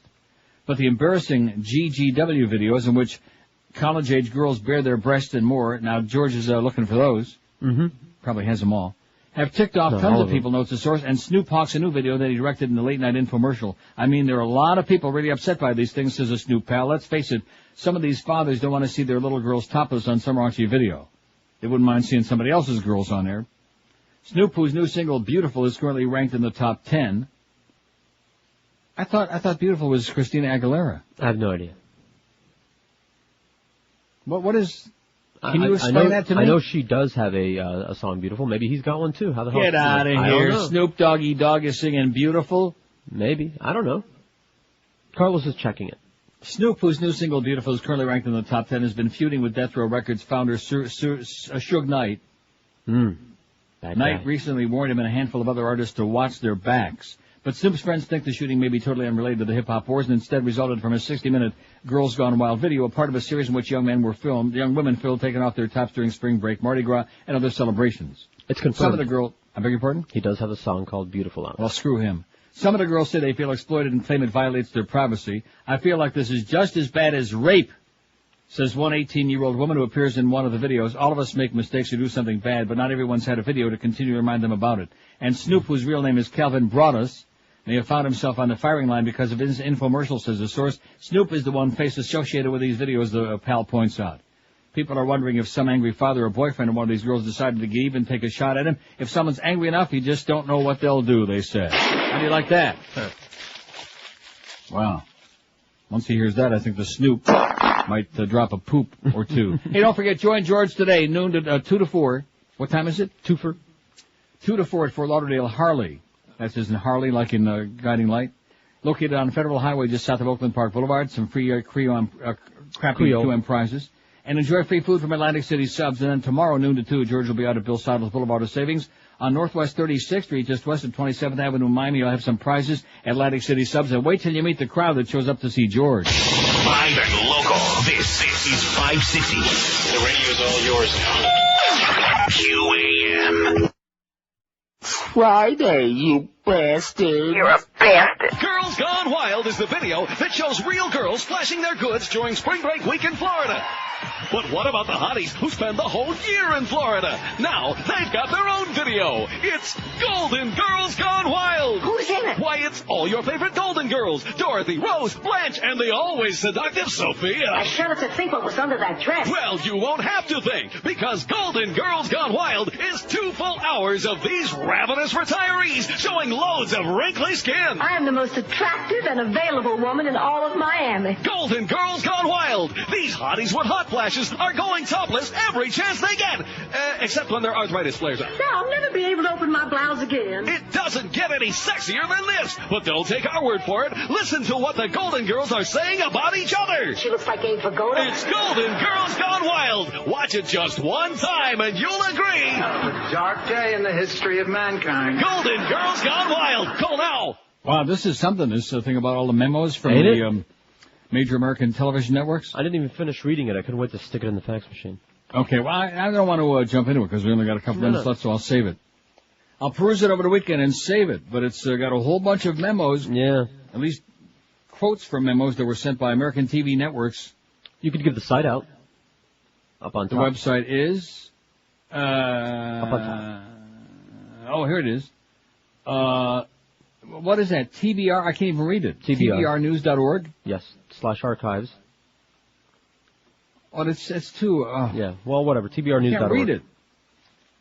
Anyway, I'm going to save this. Let me forget on Monday. This other piece, though, by that fag, Michelangelo Signorilli in New York Press, slams and smears why Grove put Brock on a block. Like most gossip columnists, the Washington Post Lloyd Grove is as political as any D.C. operative. He certainly knows when he can get away with smearing and whom he cannot. It's a fine line. You've got to show you have some balls, but go too far and you'll have those balls cut off. In this context, someone like David Brock is an easy, virtually cost-free target, an individual few among the current regime in Washington would shed a tear over. Surely there's no love lost either between Brock and Grove's editors at the Post either. The author of best-selling Blinded by the Right, after all, did make fools of so many journalists in that town, revealing that his supposed exposés about Anita Hill and Bill Clinton, stories with which journalism packed dutifully and sensationally ran, were mostly based on fabrication, distortion, and half-truths. It was no great surprise then when Grove smeared Brock last year after the publication of Blinded by the Right, floating a piece of Matt Drudge-inspired dirt about Brock in his column, attempting to discredit him. Nor was it a shocker when Grove went back for a second helping 2 weeks ago, slamming Brock in an item about a star-studded D.C. party celebrating the publication of the paperback edition of the book. Grove once again offered up the Drudge sludge on Brock. He also quoted a negative review of the book from last year out of scores of positive reviews and ridiculed Senate Minority Leader Tom Daschle and Nevada Democratic Senator Harry Reid for hosting the release party. Well, that's the way it goes, okay? Any friend of Matt Grudge ain't no friend of ours except for Lynn. We'll make an exception in your case, but only you, and it's about time you wised up, sweetheart. God, Matt Grudge, just a self-hating screamer, man. Just makes my skin curdle. Makes my blood boil. Makes me nauseous. Makes me want to puke and purge and gag. Speaking of that, Lisa Marie's gay affair. The truth in the Star. And, of course, the truth will set you free. Lisa Marie Presley had a torrid lesbian affair after emotional abuse by men shook her confidence in the opposite sex, insiders tell the Star. Did the same-sex fling affect all her failed marriages and color her relationship 2 decades later, including her divorce from Nick Cage, it asked? Star has learned exclusively that Elvis's daughter was so mixed up as a teen at boarding school that she threw herself into a gay relationship. Oh, my God. Her worried mom, Priscilla, took a drastic step to curb Lisa Marie's teen rebellion. She shipped her off to a strict Scientology school. You know what that means. In a remarkable coincidence, Lisa Marie's then-boyfriend recorded a song called Bisexual Chick, and Lisa Marie was spotted hanging out in a gay bar. Friends worry that the singer's bitter divorce from Nick Cage could send her reeling emotionally again. Sources set the record straight on Lisa Marie's troubled life after she revealed she had an affair with another girl as a teenager. Around the time she attended boarding school, she insisted it was a one-time fling, but Lisa Marie, 35, who's heading for her third divorce, admits she's still attracted to women, and sources have seen her at lesbian bars. On the April 8 Howard Sperm Show, Lisa Marie confessed to America's most famous shock jock, an expert at getting celebrities to spill their secrets, that she lost her virginity at 15 and had a relationship with another girl when she was 16 or 17. Asked whether she dabbled with chicks, Lisa Marie replied, there was just one. But the stunning singer who's getting raves for her new album told Stern, it's not like I haven't had an urge to be with women, but I like to keep it at bay. How do you like that? She likes to keep it over there on Bay Street, is what she's saying. She'd sell more records if she, came out with that. And what a shame. We got all this good stuff that I guess we'll also have to wait for next week. How Dr. Laura's mom really died, why cops say it wasn't murder.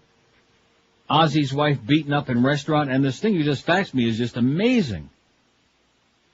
It's long been a strong belief of many Americans that their print and television media is subject to certain government oversight and finally control. Recently, a mid-level executive of one of the three major American TV networks sent over 1,500 pages of memos from the corporate offices of his network in New York to the head of their division, their TV news division.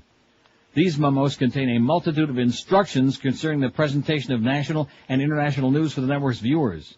Corporate is obviously subject to the opinions of various pressure groups, to include those of official Washington and the Jewish community. It would be impossible to show all these revealing documents, but selections are certainly possible. What is not possible is to reveal either the name or conscience-stricken media executive, nor the company that employs him. These comments, therefore, can be accepted or rejected by the reader as they fit, but if the shoe fits, wear it. For example, March 22, it's not conducive to maintaining an overall neutrality in the Palestine uprisings to show any pictures of the American peacenik that was run over by the Israeli army bulldozer. This is only to be mentioned as a tragic accident for which the IDF is truly saddened. February 10th, it's not permitted at this point to use or refer to any film clips, stills, or articles emanating from any French source whatsoever. February 26th, it's expected that coverage of the forthcoming Iraqi campaign will be identical with the coverage used during Desert Storm. Shots of GIs must show a mixed racial combination. Any interviews must reflect the youthful and idealistic, not the cynical point of view. The liberation of happy, enthusiastic Iraqis can best be shown by filming crowds of cheering citizens waving American flags. Also indicated will be pictures of photogenic GIs fraternizing with Iraqi children and handing them food or other non-controversial presents, like candy, for example, which we've seen numerous times. Soldiers should not show examples of violent death. Also indicated will be brief interviews with English-speaking Iraqi citizens praising American liberation efforts. All such interviews must be vetted by either the White House or Pentagon before public airing. Oh, my God. How do you like that? And that's just getting started. I'll save the rest for Monday, okay? A little tease. Oh, no, you're wrong, Neil. You know, it's that liberal media that's poisoning everybody's mind. We're Sports Radio 560 QAM.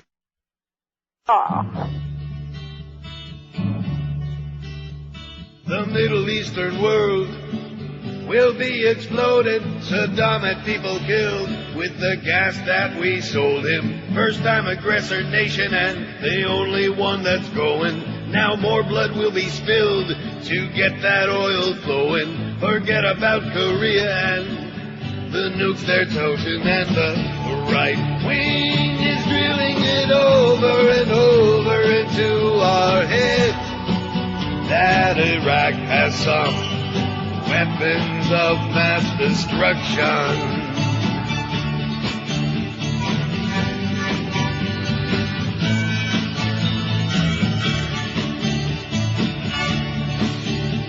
$3,000 people killed are now forgotten. Let's exploit them instead. Hey, there's oil to be gotten. Going after Saddam to placate Osama. There's no longer mention of the name Bin Laden, but no one seems concerned, all comfy and complacent, believing every word of this cartel administration that controls us by fear through media manipulation. And the right wing is drilling it over and over into our heads that Iraq has some weapons of mass destruction.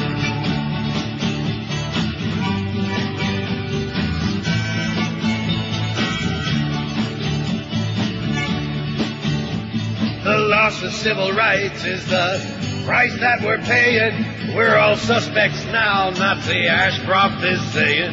I have nothing to hide. Table talkers all are saying blind, obedient cattle don't have any reservation. Loud, unprovoked battle and world annihilation. Old regimes must fall and Halliburton installed with no objection at all. Democrats don't have the balls and the right wing is drilling it over and over into our brainwashed heads. Iraq has some weapons of mass destruction. Oh my God. Only Iraq has some weapons of mass destruction. So isn't it fitting we get sucked in right at the end of the show today? A virulently anti-Semitic website. Do not put it on our website. Do not put a link on there. I just checked out TBR. Oh, my God. All right, off it goes. Oh, brother. Adolf would be proud of that website, let me tell you right now. I was going to go there. Thanks for saving me the trouble. Yeah, don't even, you don't want to see it, okay? But it's a damn good thing I just did, just out of curiosity, because as I continue reading down this thing, see, it's probably always a good idea to check out some of these websites to see where they're really coming from. You think? Because it's those Jews again, on Pesach, no less. Well, so there you go, don't waste your time. Unless, of course, you're one of those anti-Semites and you want to squeeze yourself while you're reading it. Because it fits right in with America Today anyway. Okay, George is going to be out, we already told you, right? We tell you that?